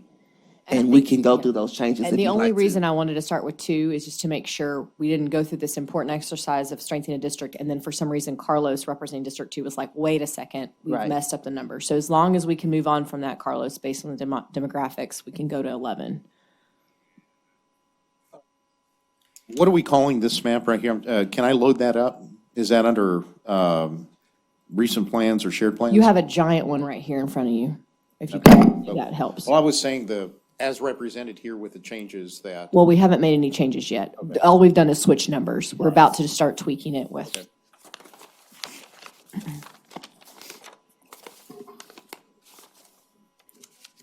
And yes, it is shared under the council member group. Say that again. It is shared under the council member group, but yes.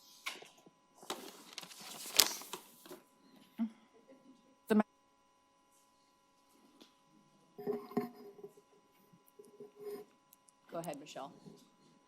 If we want to consider this map for approval as the proposed map to be presented at public hearings, then I think we need to start with the version 3 map and identify specific revisions that will lead us to the map you see on the screen.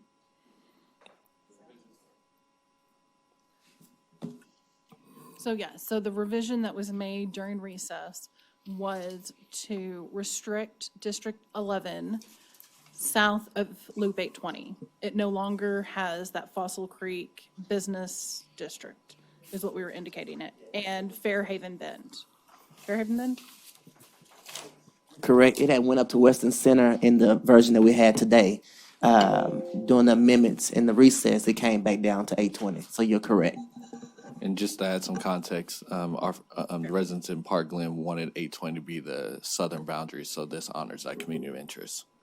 So this will be moving Fossil Creek and Fossil Creek Industrial District from District 11 to District 4. Yes. I think in the original version, it was already in 4. In version 3? In version 3, it was in District 8. But we've renamed it to 11. Yeah, so it was in District 11. Correct. That's why we would prefer not to switch the numbers until we finish this exercise, but that's fine. So it's going from 11 to 4. Correct. Correct. And that was Fairway Bend neighborhood and the Fossil Creek Business District. And Fossil Creek itself. Yes. It's currently in 4, correct, Carrie? Thank you.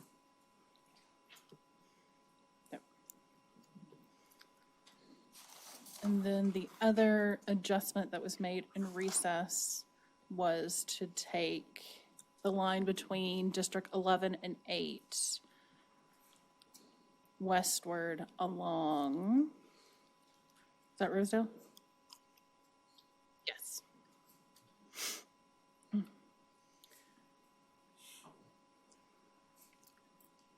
And that increased the new district's Hispanic numbers, but did not drop District 8's minority too significantly. District 11. Yes.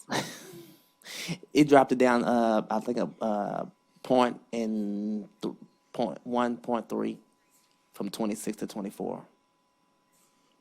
I will trust your numbers. I don't have the version. Let me see.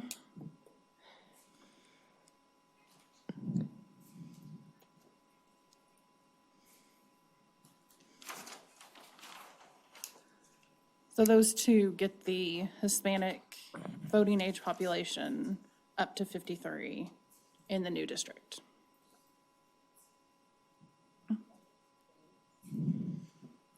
Say that again. I'm trying to focus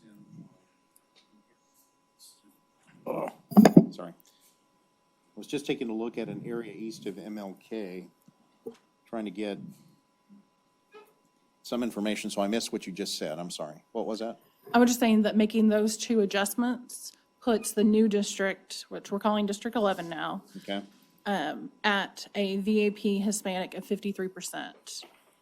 Could you delineate the area that's moving from Okay. the new 8 to the new 11? Yeah, it's not a registered neighborhood, but How would we describe it? I can give you the boundaries.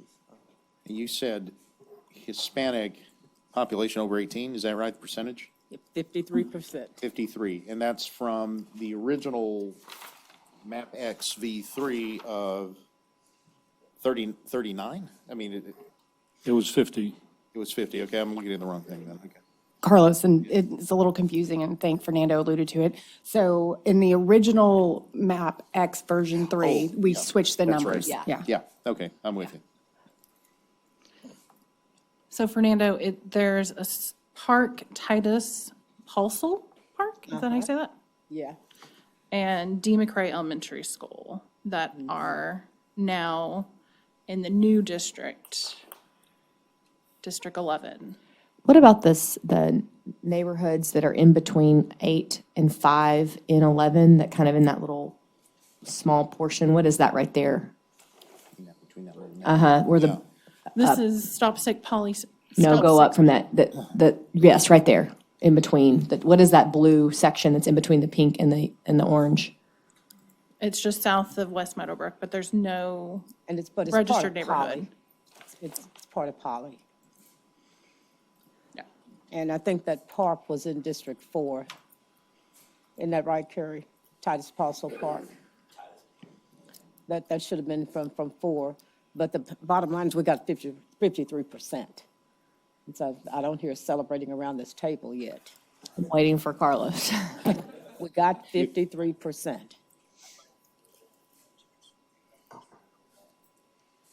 But real quickly, though, I'm just making sure that that section, we're not splitting a neighborhood. That's part of Poly, but it's not part of Poly. Is that what I'm hearing? Go ahead, Chris. So right there where she has the arrow at, that is Texas Westland, and right next to that is kind of like parking lots up to, is that Air Street Yeah, where the circle is. where the circle is? So that's kind of the business highway Okay. that Nothing there but. nothing there really. Okay, just making sure. Thank you. Yeah.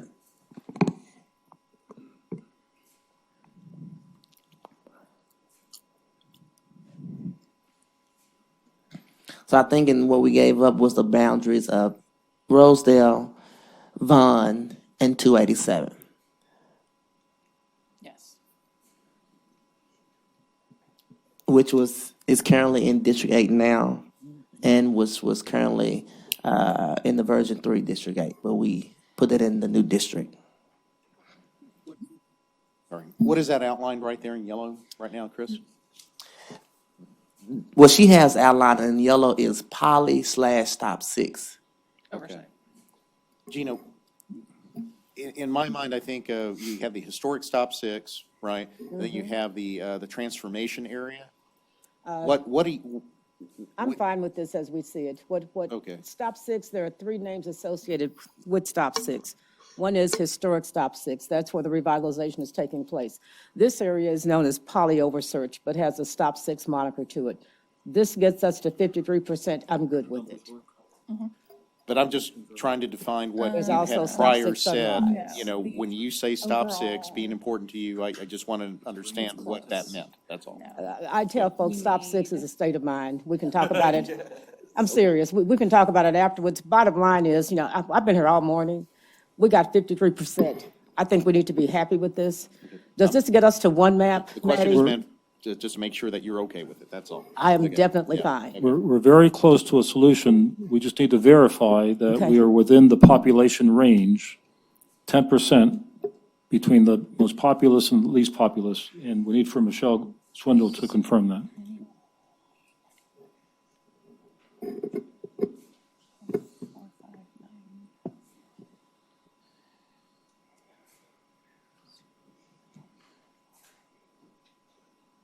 So we need about 1,700 more people into the new district.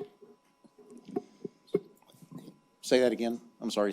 We need to move 1,700 persons into the new District 11. Correct. We need to move that many? in? Yes, we need to move that many into it without appreciably diluting Hispanic voting strength. Okay, What is that peninsula I have, Michelle, where you see District 11 and you see that little arm of, yeah, what's that peninsula right there?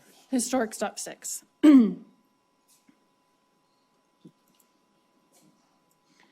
It goes historic stop 6, then I can. Oh, yeah. So there's Woodhaven, Eastern Hills. I forget what's south of Eastern Hills. Then the other section of stop 6. I forget. That'd be good. Say that. Michelle, can you zoom in to Hanley? And then can you take can you put on the community overlay in the neighborhoods? I say, because Hanley's right here, because they do Zoom in span. some more. okay, that's what's confusing me. We're trying to get population. Oh.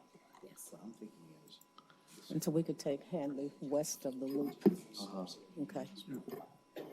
50, where we start? east of it, and try to, that's what I'm trying to figure out. Now, can you zoom in to just north of, what is that, Lancaster? Zoom in some more. The two census boxes on the northwestern corner, can you put those in 11? These two? Of the box, the yellow line? So splitting Hanley, is that what you're saying? No, I'm saying take 2 census blocks in the northwest corner, right there. Yep, and put that in 11. Let's see, Hanley Park. What's that street? Right. just to jump in here, if we're trying to get population into, I got my numbers crossed here. Into the new District 11. Yes, into the new District 11.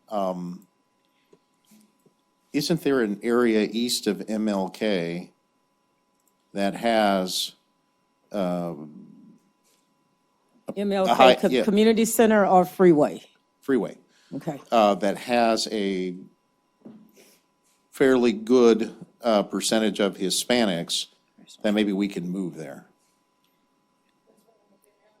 We're still short. Okay. We're trying to get population numbers up in the new district. It's probably more important that we get the population than that we get. Is District 3 the top end number?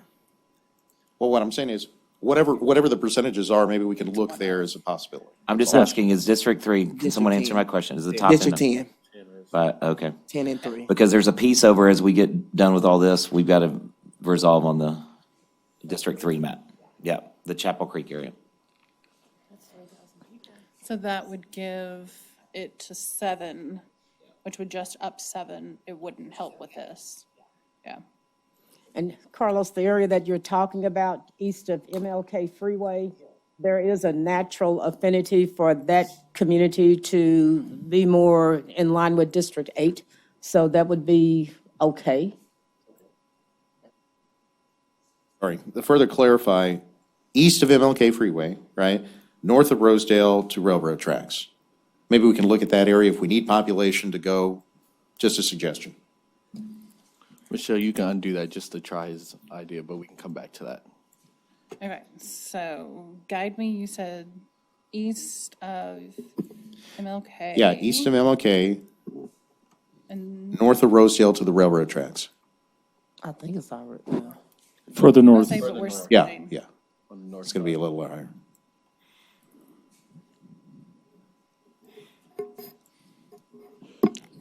As long as we don't cross Miller, apologize. which Yeah, gotta becomes go. Oakland. North. Keep going. And then, We're going north to 30? zoom in. A little further south, right? I, Find MLK.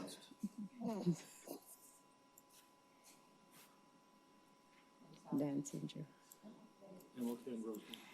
Once you find MLK, look east. I'm sorry, go down some. And over to the left. That is MLK right there, freeway. Yeah, Now we're at, from there. okay. North of Rosedale to the railroad tracks. So is that Rosedale? North of Rosedale. That's where I was confused. Because this is Rosedale. Yeah. Okay. That's the Buddhist temple, Gina. No. Oh, is that where the Buddhist temple is? Or, okay, I'm sorry. Didn't know, Gina. I did have if you would go up to, now Carlos, if you go up to 820, 35, close to where Diamond Hill is. Or am I farther north? I think you're probably too far. It's kind of where Oakhurst is. Diamond Hill Jarvis. That piece that's right there. That piece right there. If you put that in District 11, it should give the population.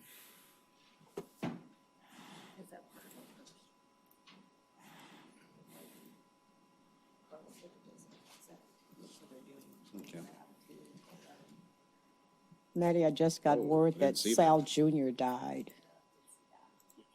I didn't read it until just now. Okay. Wow.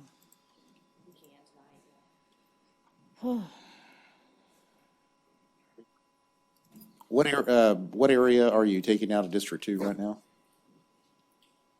So, Because that's across, I can't see with the pop-up screens, You're but that's correct. across 35, isn't it? it It did is. cross 35. On the west side of 35. Okay, what is that area that's being cut out there? Can't really, try to zoom The in. area that's in yellow, that's in District 2, that is a community of interest, which is Diamond Hill - Jarvis.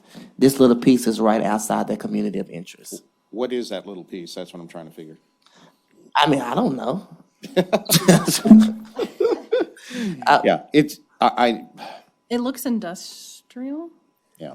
any part of Diamond Hill that's going to cut out, that's going to be a real sensitive topic. Okay. Can I Yeah, offer? even if it's like that, Chris, if it's more industrial than it is, say, residential or something else, Diamond Hill folks won't go for that. I want to remind everybody, we're getting to not perfect is not where we need to be on this. Not in response to your comment, but I just want to make sure everybody at this table remembers that perfection is not something that will be achieved here, and let's not get perfection get in the way of good. Michelle, would you go back to the Hanley piece?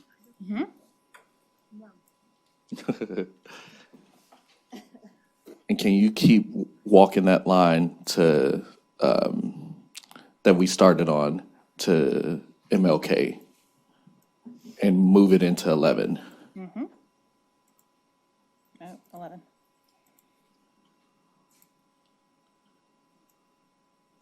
Not quite that much, but that works. We can see.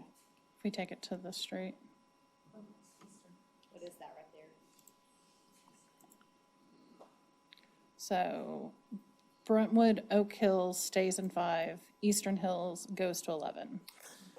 That's how it was in the first map. That's the first version I sent. Correct. So I have to ask Gina. Eastern Hills. And that does make the numbers check. So this version takes Eastern Hills out but leaves Brentwood in. So can you add that back into 5? I can.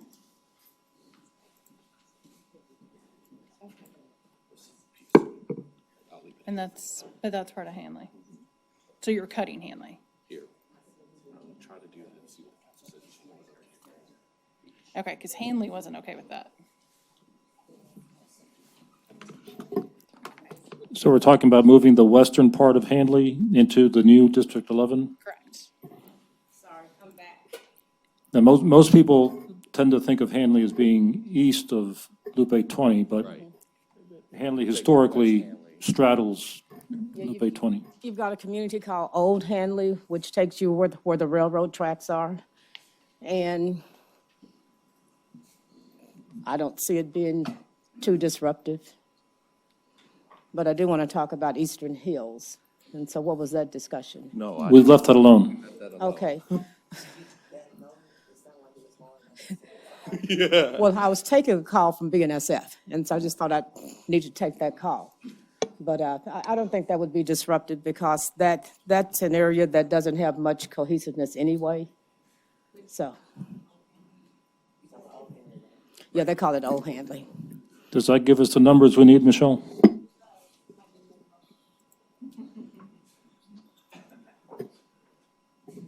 Are we there yet? Yes. Okay, sorry.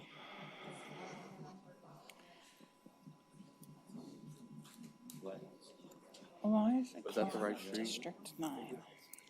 What's the name of the street?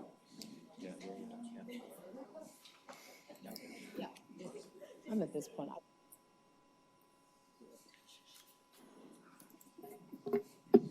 Try it this way.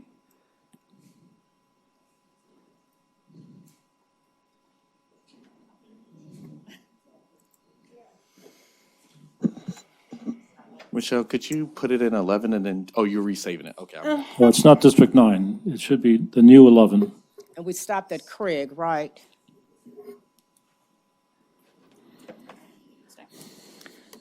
Michelle? Yes, We ma'am? stopped at Craig, right? In that little area for Old Handley. Looks like I see us stopping north of Craig. Putnam. Okay, okay. X, P3. She's having to do a little technical difficulties. When you mess with these maps a lot, it'll kind of It freezes. mess up and freezes, so just give her a moment. So she's saving it and putting it back together.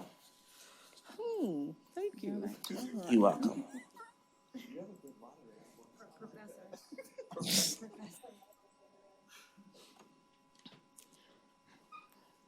And so, Madam Mayor, this is what we're going to take to the public and let the public have its say.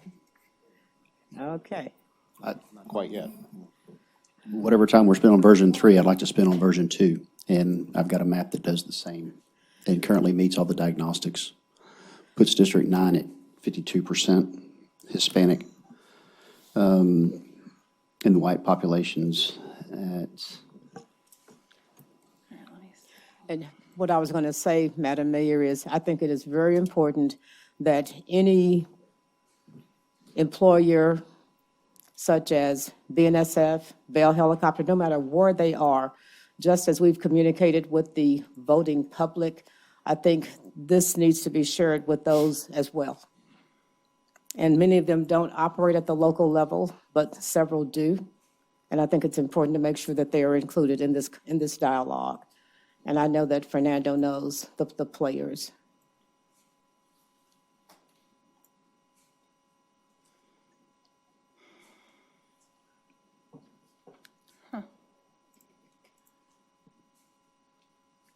Okay, I apologize. I don't know why it's delineating this as District 9 instead of District 11. What is the population of that area, Michelle? We're trying to find 1,700 persons. Correct. Would it be helpful for us to share the map with you and you open it? This is 1,100. So we need 600 more. 11,450. You could, So if you go one more block. yeah. while y'all are trying to get Why your don't you map. run it to Loop 820? All the way to Loop is, Is Bickerstaff still with us? Also, Michelle, it's already shared with the council on there, so you could open He's it on the up hour, as well. his hourly rate. Can I give him numbers on District 9 and ask them to, It looks like we're going to get there. We got there. correct. If you take all of Hanley, that is West of 820. correct. That gets us to a solution based on version 3. Correct. And to summarize, we've made 4 revisions to version 3 that gets us to a map creating a 52% or more. Why don't you confirm that final figure, Michelle? 52% or more Hispanic voting age population district, a second district with 52% or more Hispanic voting age population. The 5 revisions are moving Fossil Creek Business District, and Fairway Bend from the new District 11 to District 4.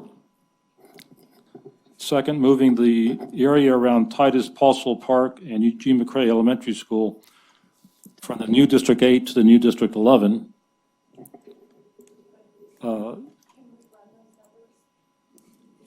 Run the percentages of Hispanic voting age. No, because there's Yeah. the technical issue where it's showing in District 9, and so can you run the numbers with that being wonky like that right now? I'm going to say no, but Okay. let's try it. I don't wanna- I I'm don't assuming wanna it's going to start. say population summary check, yeah. So the system is counting the same people twice. The only way I found to remediate this is to import it into a brand-new map, which I'm not going to take your time to do that because that's going to take way too long in the session. But looking at those numbers, it should put us over. Over 52%. Correct. It's definitely over 52. And then the third change is moving Western Handley from District 5 to the new District 11. I said 5, but there are only 3 revisions now. I think Councilmember Crane may have wanted to make another change, moving Chapel Creek from District 3 to District 7. Yeah, you bifurcated, look at the map. I can't see it here. That should not affect the creation of a second Hispanic Opportunity District at all. Okay. So Chapel Creek, Yeah, that right there, it's above 30. That's all Chapel 3. okay. So you're wanting to add that to 7. Is it a neighborhood or? That whole, anything above 30 is our old Chapel 3. Okay.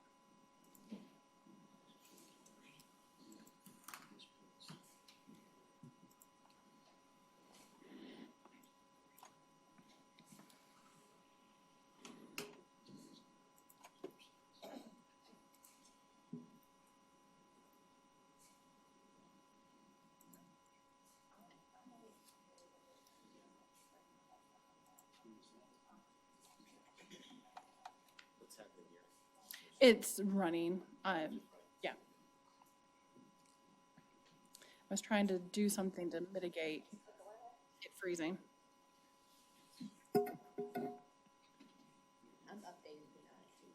Okay.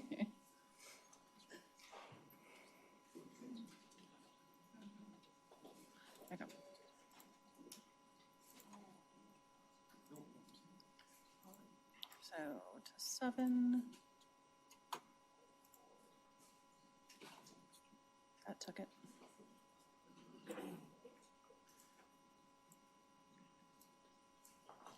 So how far over?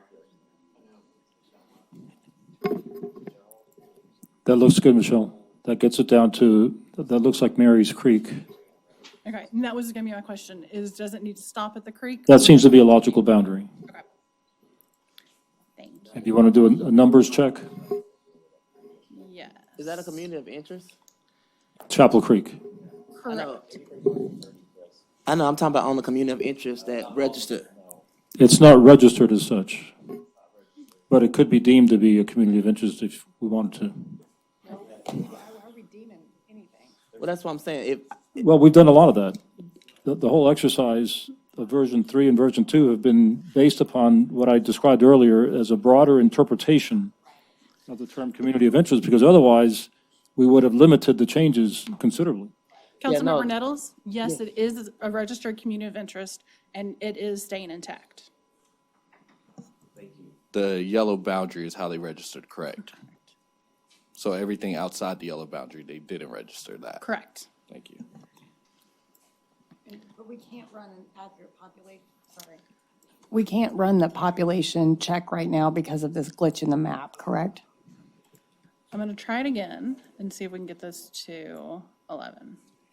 I don't know why it's wanting to stay at. And the reason I'm asking is because it feels like we might come to a consensus today working on these maps. And I think we would all prefer that. And so we don't get there unless we can do a factual check. And so I know it might take a little time to do the new map or import it or export it, whatever it was, but it might be worth our effort in the time that it takes to do it.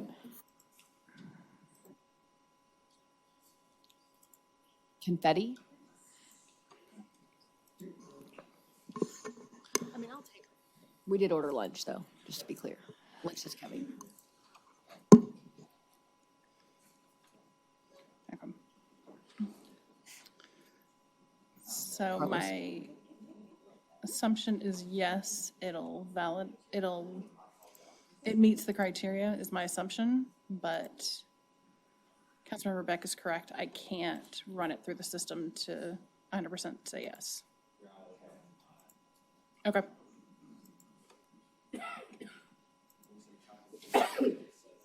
From 3 to 7.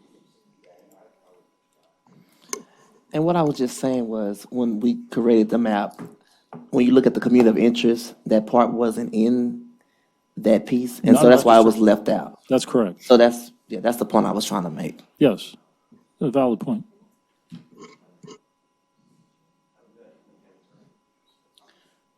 So, yes, because of, all right, 7's too high.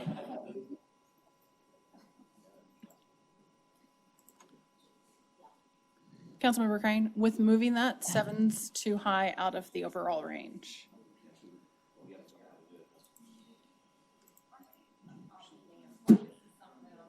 Right.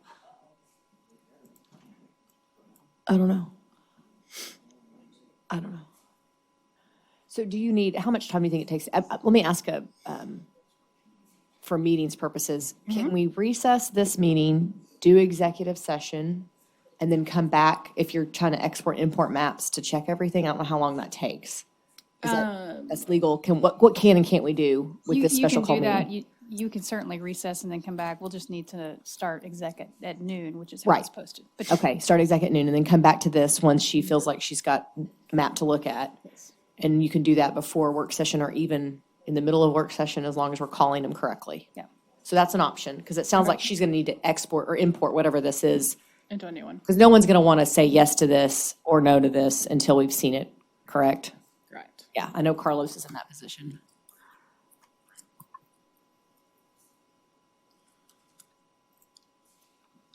And given the time that we spent Chapel Creek on wasn't split version into 3, that. What's the wrong? I would like for us to spend Chapel on, Creek wasn't split. When we made this change, Chapel Creek in its entirety went into 7. It was in Okay. 3 in its entirety, and it worked. Correct. So what's the problem, though? I'm So sorry. now we're coming up with moving Chapel Creek into 7 when it was in 3 and the map worked out.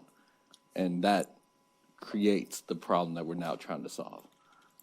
No, I think the other problem is that we can't do a full diagnostic until we fix the glitch in the middle of the map that's putting population in 11. That's what we have to solve for.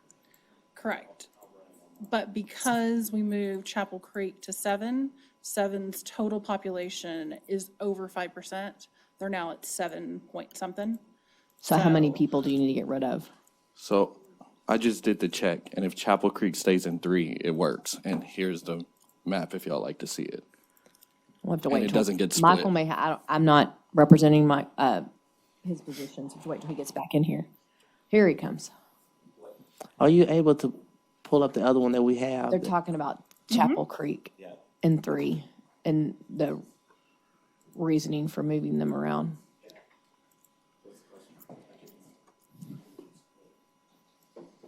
So which version would you like me to pull up? Was, I think it's Cowboy 4. Okay. That is the changes that we made, that you made as well. And you can just verify 'em.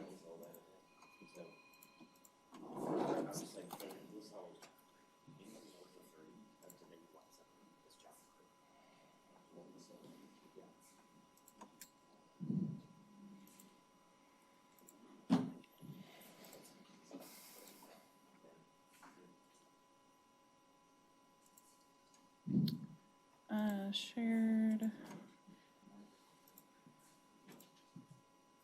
4.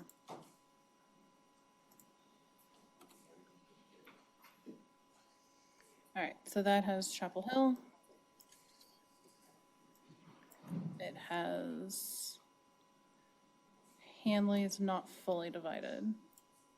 Is there anything from District 3, because we border each other, do you see any, like, natural,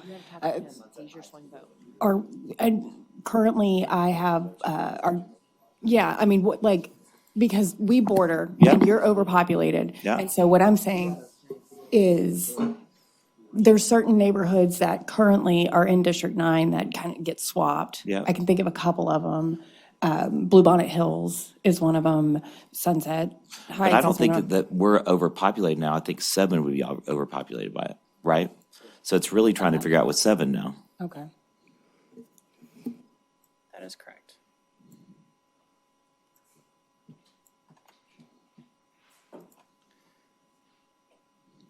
There you go. So, running the integrity check. Then, Leonard, I'll pose the same question to you for District 7, since we border. If there's anything that Put it back to could 3. logically be shifted, where we share a border, could logically be shifted into District 9 to alleviate some of your population. Maybe the answer is nothing, but if you take a look at it and see, that might help us. Sorry to put you on the spot like that. I'm just trying to get us to go. What does it have to get down to? A 10% range from the lowest to the highest. You can see District 10 is 5% below the average. District 7 is 7% above the average, so that's a 12 percentage point split. Yeah. Does it have to come from the south side of, call it the district, or can we look up north? I was just entertaining a conversation about where we border and what could potentially be done there.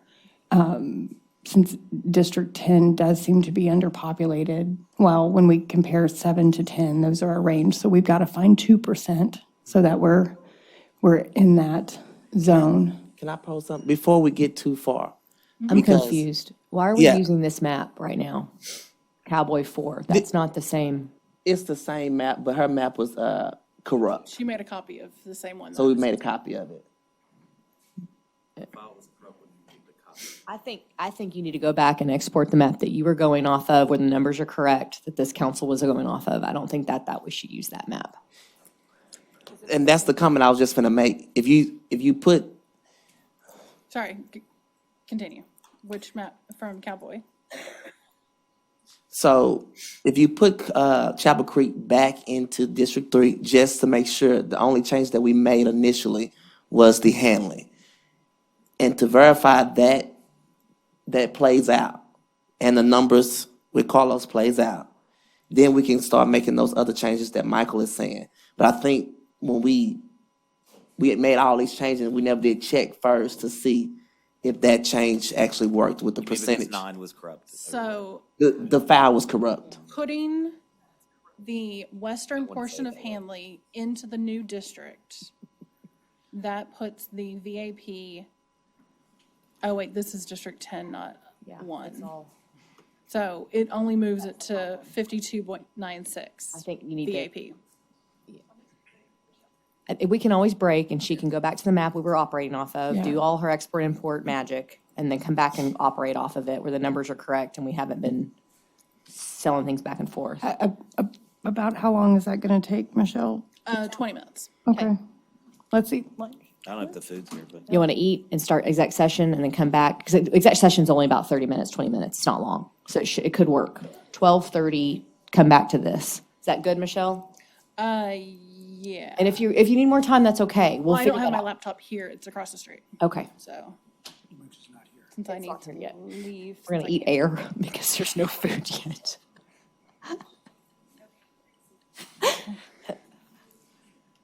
Okay. So are we at a pause point, I feel like? Yeah? No? Carlos, I'm looking at you. Is there anything else you need to see when we get back together here? I would just, go ahead. Okay. So that I'm clear, I think I've been keeping up. Jared mentioned that the prior file that we had been modifying was corrupt in some way, or we had an issue with it or issues.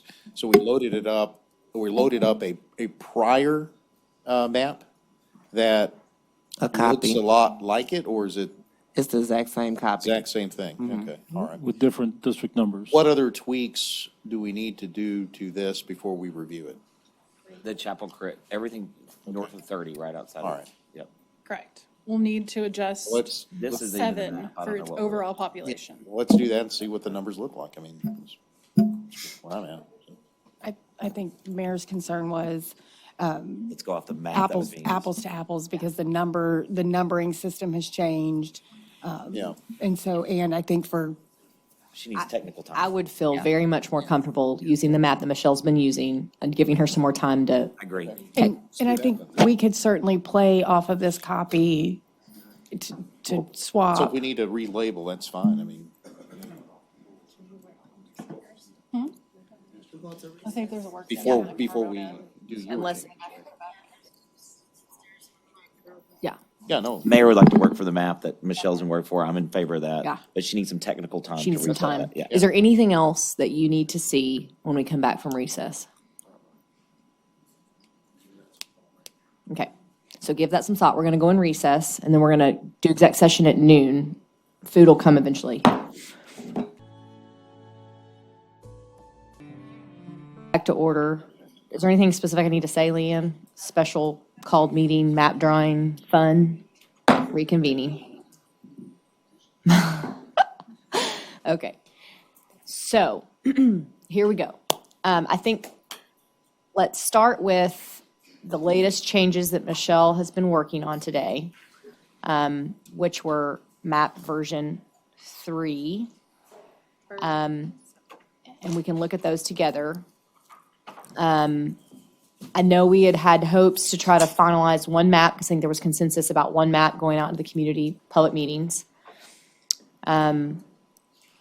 I don't know that we'll get there today, based on my conversations with council members and concern about trying to rush this and commentary they're getting from community members. So if that's not the case, a few things. First would be an interest in scheduling another one of these to vote a map out next week. I think for scheduling purposes, it probably makes a lot of sense to try to look at Tuesday morning when we already have a 10 a.m. council meeting, rather than trying to add another meeting on y'all's calendars.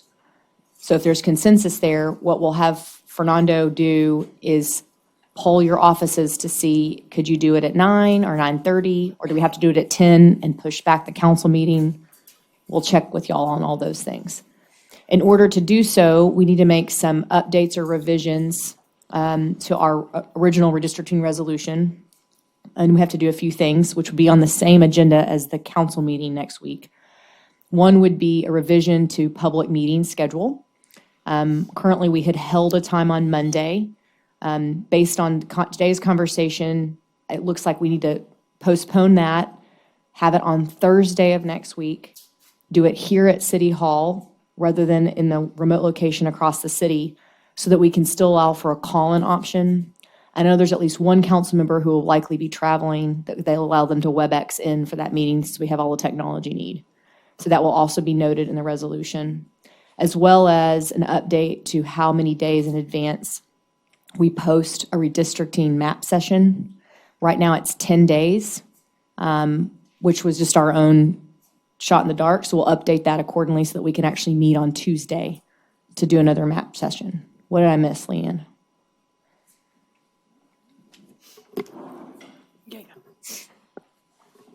You're no longer allowed to speak, apparently. Is it your intent to have one public hearing or two? Well, good question. So if we have the one on, why don't we give us some flexibility? How about that? So You can require one in the resolution. if we can give some flexibility for requirement of at least one, with some flexibility for council to decide after Thursday's public hearing whether or not we need to proceed with an additional hearing or not. I just felt strongly that the one we had last week was pretty effective. We had a lot of good call-in options. It seemed to flow well. I know I like the idea of traveling across the city, but it creates a few unknowns and sometimes is a hindrance to people that have enjoyed the opportunity to just call in for those hearings.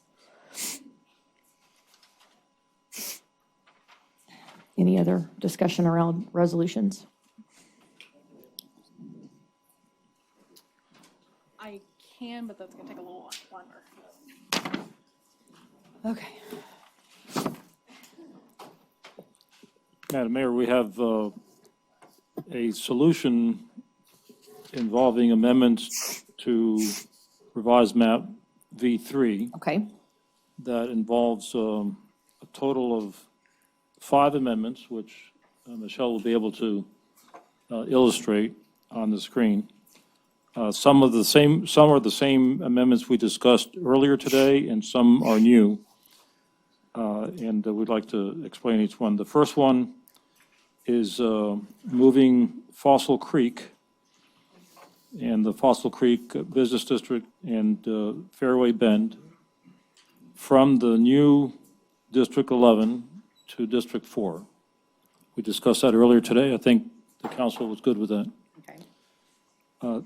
Second, we're moving a portion of the Pauley neighborhood immediately south of the Texas Wesleyan campus from Rosedale on the north down to Avenue M, as in Mike, moving that area from the new District 8 to the new District 11. It's a small area just south of Texas Wesleyan. That is the second proposed revision. Third, and we discussed this earlier today, moving Old Handley, the portion of Handley west of Lupe 20, from District 5 to the new District 11. Fourth, moving the Chapel Creek neighborhood north of I-30 from District 3 to District 7. And in exchange for that revision, moving the Burton Hill neighborhood just north of Westover Hills from District 7 to District 3. once you make these 5 changes to revised map V3, we meet the 10% population range requirement, and we meet the council's objective of creating 2 likely Hispanic minority opportunity districts. The new District 11 becomes 52.65% Hispanic voting age population. And District 2 becomes 62.05% Hispanic voting age population. So we meet both of the objectives that the council had set for maximizing Hispanic voting strength. We also have a District 9 with almost 45% Hispanic. That doesn't make it a Hispanic opportunity district, but it does provide a high degree of Hispanic voter strength. So, Madam Mayor, council members, staff presents the proposed solution to you for your consideration. Fernando, there was one additional one that wasn't accounted for. In the previous version, District 7 continued north on University all the way to the river. And now instead, it comes back to one of the previous boundaries at, is that White Settlement? Yes. So White Settlement to University, this neighborhood moves from 7 to 9. So the Bailey Triangle Correct. moves from 7 to 9.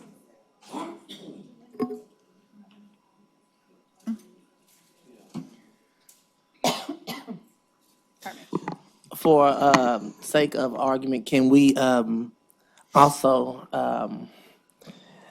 compare map X to the new version? I think we had map X gave us 2 Hispanic districts. Yes. And what was the percentage on those compared to the percentage on this map? We'd have to look at the handout that we gave you earlier today. I'm sorry, I can help. So the original version X had District Simply 2 percentages. at 68.4% Hispanic VAP. This version has 62%. So that percentage goes down, but it's still a strong Hispanic district. Mm-hmm. And then map X had a second strong Hispanic district, District 11, at rough 52.9, almost 53%. And now the new District 11 has 52.65, almost 53%. So you could say that the solution we've just discussed comes up with Hispanic voter strength roughly equivalent to that of map X. To map X. Yes. Okay. Accomplishes the same objective while also creating 3 likely African-American districts, being, well, 5 and 8 being, 5 in the new 11, or the new 8, I'm sorry, 5 in the new 8 being likely and 6 being a so-called toss-up. I have a question.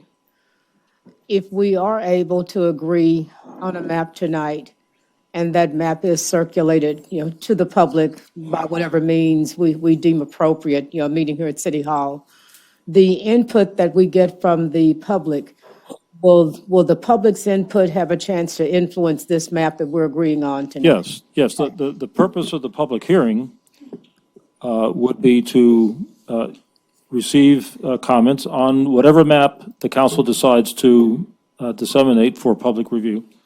And then you will have one more map drawing session in late March to fine tune the map in response to those comments that you receive. So yes, the purpose of the public hearing is to have a an appreciable impact on your decisions. And the other bit of information that I want to put on the table, and Fernando, I'm assuming it'll probably be with you, but I'd like to offer my information or whatever to anyone who can communicate what we're doing here to our business corporate community, because this is major. And I think it's important and respectful that we communicate with those top employers, not just relying on the chamber as a source of information. Sure. And I'd be willing to work with legal on that. Of course. And we'll want to cooperate with the three chambers, but not rely solely upon them. We'll be happy to do that. Okay. So just in this map, I would just want to conclude, because I know Kerry has a map that he wants to show, the other version. So in the initial comments earlier this morning, this version 3 is closer and similar to map X, as well as this version 3 gives the same opportunity as the first Hispanic district and the second Hispanic district percentage-wise as map X. This map also keeps community of interest together. And so with the recent changes of other districts as far as Chapel Creek, west of Linwood, and District 7, I would like to hear a commentary from them before we move to the next map, if that map works for that district or not. Specific to Linwood? To we made 5 changes since we break, and I just want to know if those changes work for the district or there's new changes we need to make. Can you do you mind zooming out so we can get a? So anybody that had impacted changes are familiar with those areas: Fossil Creek, Polly, Hanley, Chapel Creek, Burton Hill, And Bailey, and what was the last one? the Bailey Triangle. Blue Bonnet. That's what it looks like now in District 9. From to 5 11. to Can new you 11. scroll into that western 11. boundary right there? Scroll in. Well, So yeah, it follows Barry around. yeah. So on District 9, those changes are amenable to me. Fernando, that is one additional change that we did not account for. Another change, a 7th change, explain that again? It takes Blue Bonnet neighborhood from 3 to 9. Blue Bonnet Hills, sorry, Blue Bonnet Hills from 3 to 9. correct.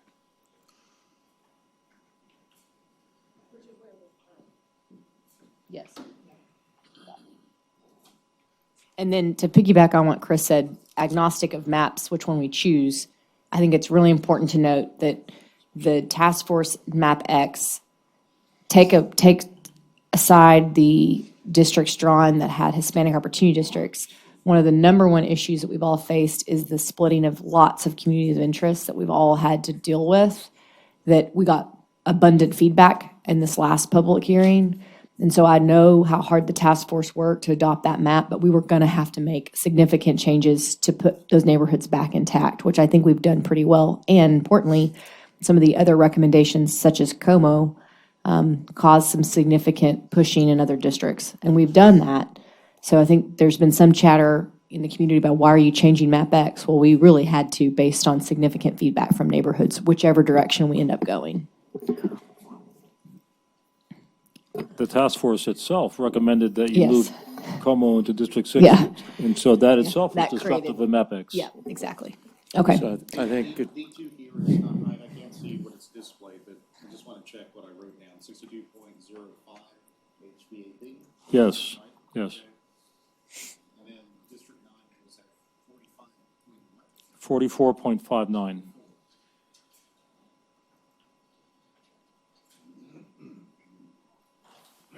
So I think for District 7, we're okay with Chapel Creek with that change, right? Because that's a community of interest. They're important to them to stay together. And then the other area, I think you mentioned, Fernando, affected was the Linwood. No, Burton Bailey Hill. Triangle. Burton Hill Burton Hill will will be be moving fine. from 7 to 3, and Bailey Triangle will be moving from 7 to 9. That's fine. Both are fine. Okay.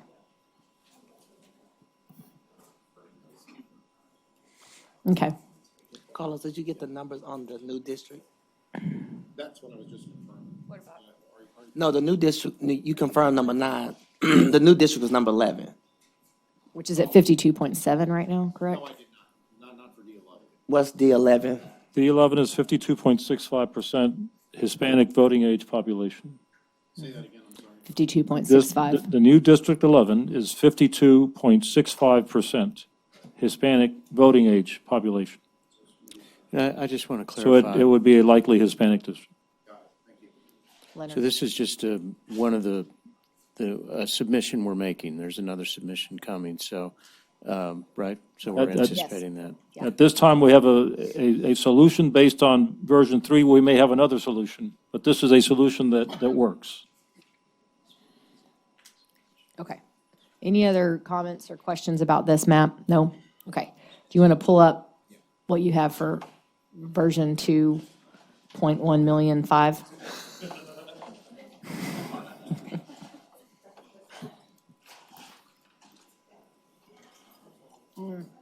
Yeah, it should be V2, revision 2? Not yet. But I can create one before end of day. Okay, great.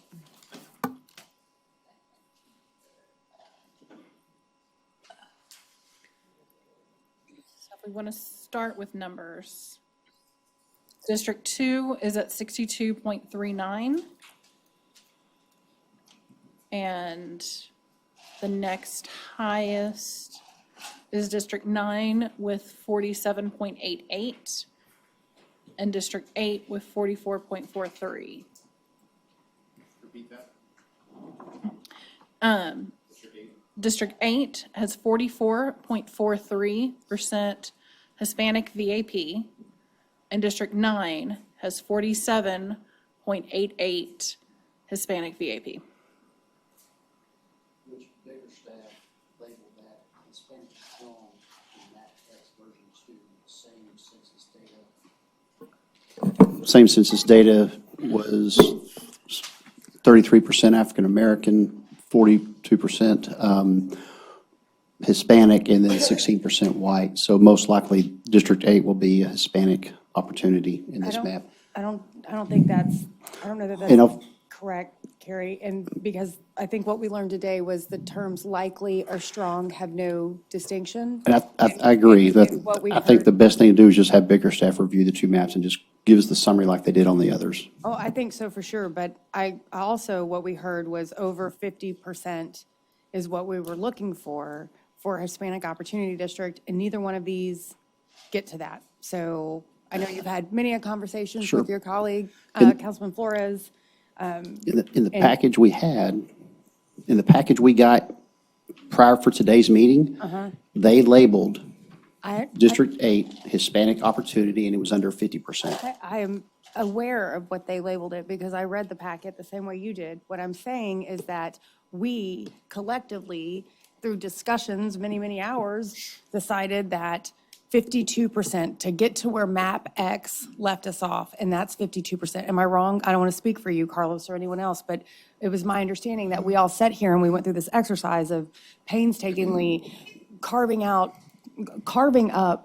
Councilman Nettles and Councilwoman Bibbins' districts to create 52%, to get a real opportunity at Hispanic leadership in that district. And so I don't really care what Bickerstaff says on this one. None of them get to that 50%. So, I mean, we can send it off, but I'm going to tell you right now where I'm going to stand on this one.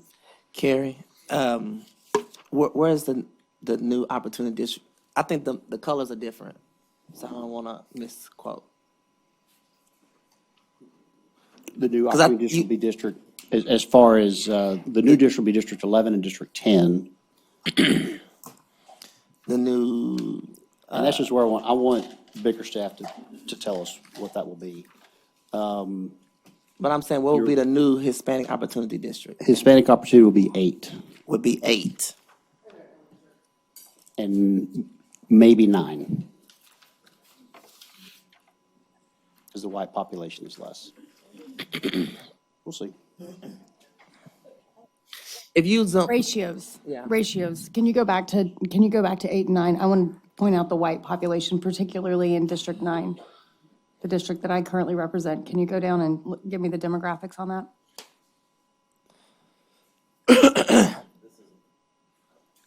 Nine, So yeah. So, 34.58% VAP white. yeah. Yeah, that's a white district. I don't care how, you can paint it whatever color you want, but you're whitewashing it. That's how Okay. bigger staff painted it in their analysis they gave us yesterday. Okay, so, we talked about this earlier, and I hate putting Councilmember Flores on the spot, but the consensus I got before this is that we needed a little more time for him to work with the Hispanic community that he's hearing from heavily to make sure we understand which decisions we're making. We probably need to get that through Tuesday. If that's not the case, we can try to vote a map out tonight, but I don't think we get there based on the basic math around the table. So unless you feel differently, Carlos, then I think you've got your map. Elizabeth's been very clear on where her position is as she represents District 9 on her concern about that really not electing a Hispanic member of the community. Any other feedback? I mean, if you zoom in, Mayor, if you don't mind, just right here, if you zoom into that where it goes into District 8, where I currently represent, what is that dividing line? Is that the railroad track? Because that is Morningside, South Side, and historical South Side completely taken out of District 8 that coincide with each other. And that is truly, to Michael's point earlier, they might not have labeled as a community interest, but that is truly a community interest that you completely took away from District 8. And for that, I couldn't support this map. Well, in fairness, y'all have had And- staff cornered and working to formalize y'all's map and clean it up, and we haven't had the opportunity with version 2. So Well, we're let asking me, for that opportunity. let me say that Who is a, who is we and all? Who is we? that is a complete misstatement. It's not. Sally has been working and I've been working. They sat at the same table, but she never really took the map that we had until very at the end. Melissa has been truly, I'm sorry, Michelle, I do that every time, has been out there working on that map the whole time. So, but Understand. Carrie, But this she map hasn't, just, she hasn't had the same opportunity to do that work for can we go to the north version side? Did you fix north side in this map? Can we go to north side? Because in the original map that you submitted, North Beverly Hills, you completely took out, which is 2,200 people, which is 76% Hispanic. You also took out the south corner of Jacksboro. Because it's in the Lake Worth ISD, that's You why. also, we don't care about the Lakewood ISD no more. It's about Maybe, Fort Worth. maybe You- Leonard does. Carrie, this is ridiculous. No, it's not. You took out, you. We're just looking for the same time that you got to spend. I cleaning up motion that map. we accept and we move forward with Hey, map. No, Yeah. with I version don't think 3. that's right. You guys, I mean, you've had a good opportunity, and everyone worked through this today patiently to talk about what the options are. I think it's fair for Carrie to have the same opportunity to present and listen to what the feedback is and what may or may not work for people. And I don't think anyone was yelling about it earlier. Why are we yelling about it now? Who's yelling? You're yelling. No, I'm not yelling. I said, Carrie, I talk, my mouth is into the mic. You talk a little like this. That's not mean I'm yelling. I can show you yelling. I'm not yelling, Leonard. Okay. But I'm just giving my opinion to the map. I think the point is, if you want a motion to pass a map, absolutely you can do that. We can do that now and see where it goes. Otherwise, I think we have a game plan to try to get us to consensus on Tuesday. I think staff has direction to take this version and the careful revisions that were version 3 today to bigger staff to make sure they have a full analysis, as we've relied upon since then, and then make a decision Tuesday and have a public hearing and get feedback. So I think those few days is going to be okay. I don't think it hurts anything. But Chris, if you want to make a motion, go for it, and we can try to just make sure you're motioning for the right map. Okay, just whichever one. Fernando, what is just the map that I'm?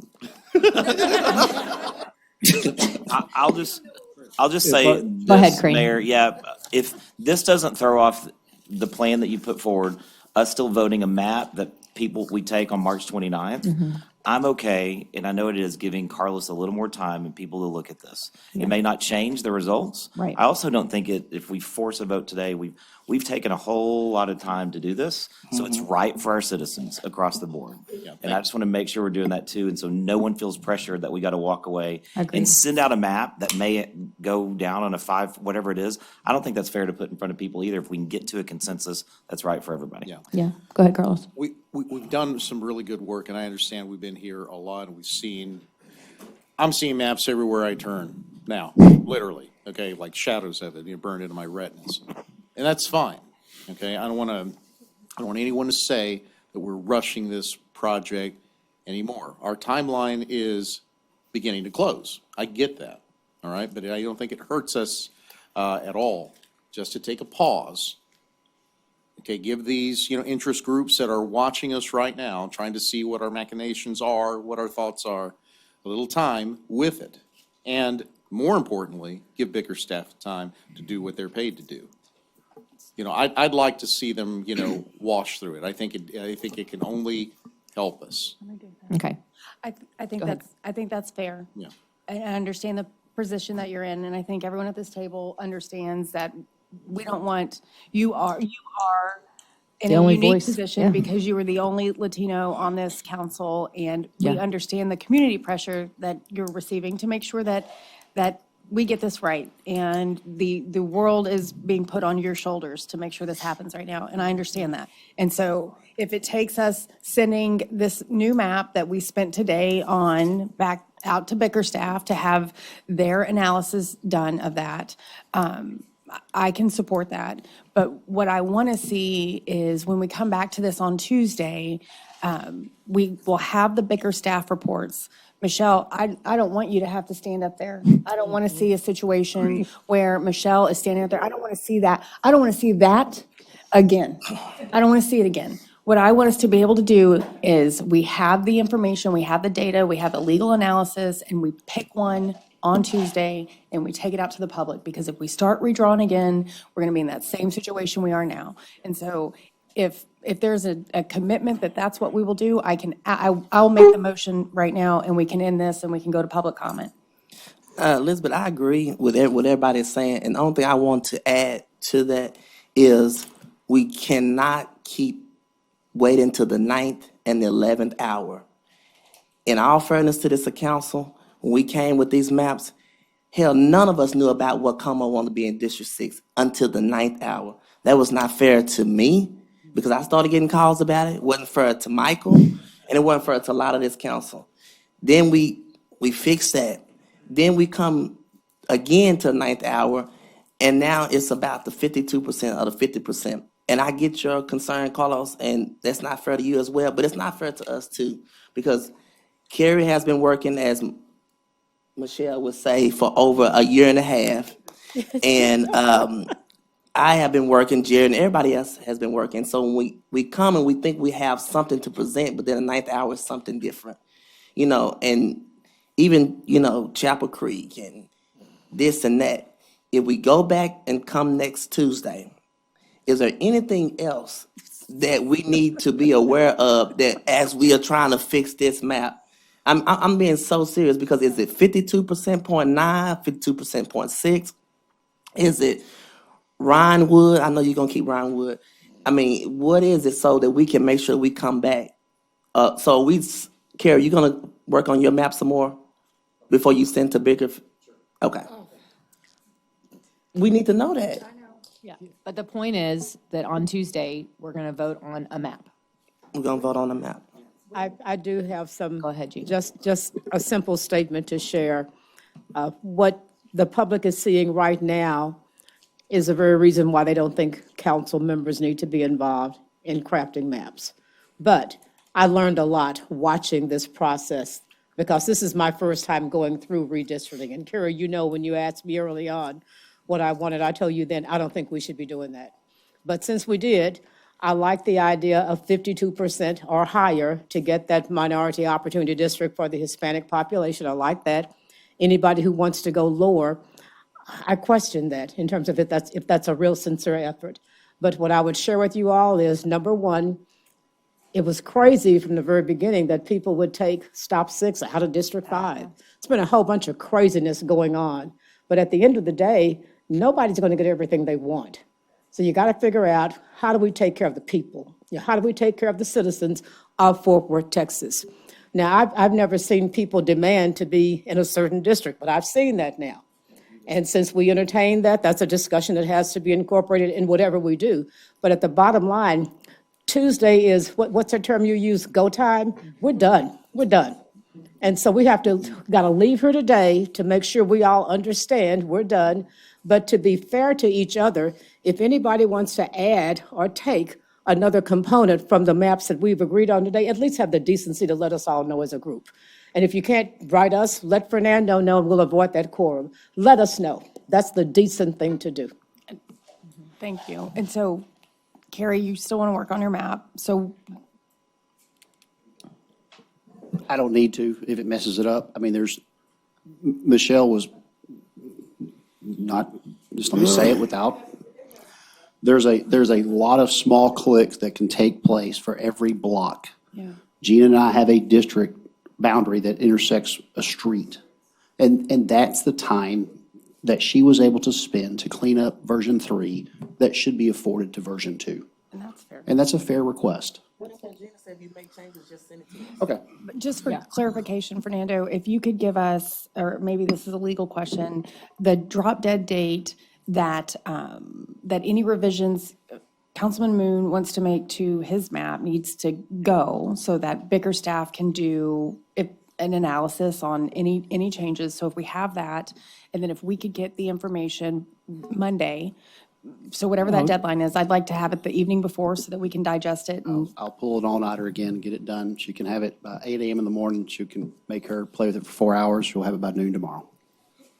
In the interest of transparency, when we publish a notice of next Tuesday's map drawing session, we would like to have the 2 maps, version 3 amended and version 2 amended, available for public review, so that the public has at least 72 hours to review the maps in advance of your meeting. That's good. And I think it would be fair to give Bickerstaff a day or two to perform their work. So if we could get amended version 2 from Councilmember Moon by noon tomorrow, I think that would facilitate the completion of these tasks. Okay. You want me to motion your resolution? What? We don't need it. We don't need We're it to amend the rules? Well, she's gonna, actually, that resolution will be on the agenda on Tuesday. So Okay. I think legal's got direction they need.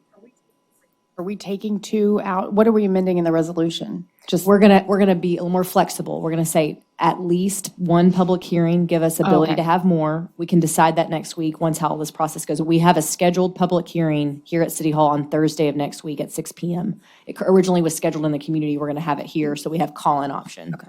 Because I got good feedback from people, they wanted to do that. but still 1 map, right? Right, we didn't have that capability. That's the most important part, yeah. Okay, The resolution would provide for 1 public hearing and reduce the notice requirement from 10 days to 3 days for a map drawing session. Leonard, did you have something? No. As painful as this has been, and I know hard on everybody, I don't think anybody is this transparent with redistricting. And there's a reason why people do it behind closed doors, because it's a lot easier to do that. And we did not do that, right? And in defense of having council members involved, you're right, Gina, you do end up with things like Stop 6 not in District 5 when you don't have really careful input in all these other neighborhoods that have history with specific districts or need to stay together. So people may not love the way we did it, but I can't think of a more transparent way to do it. So with that, we're good. We're adjourned. Yes? Okay, we have 30 minutes.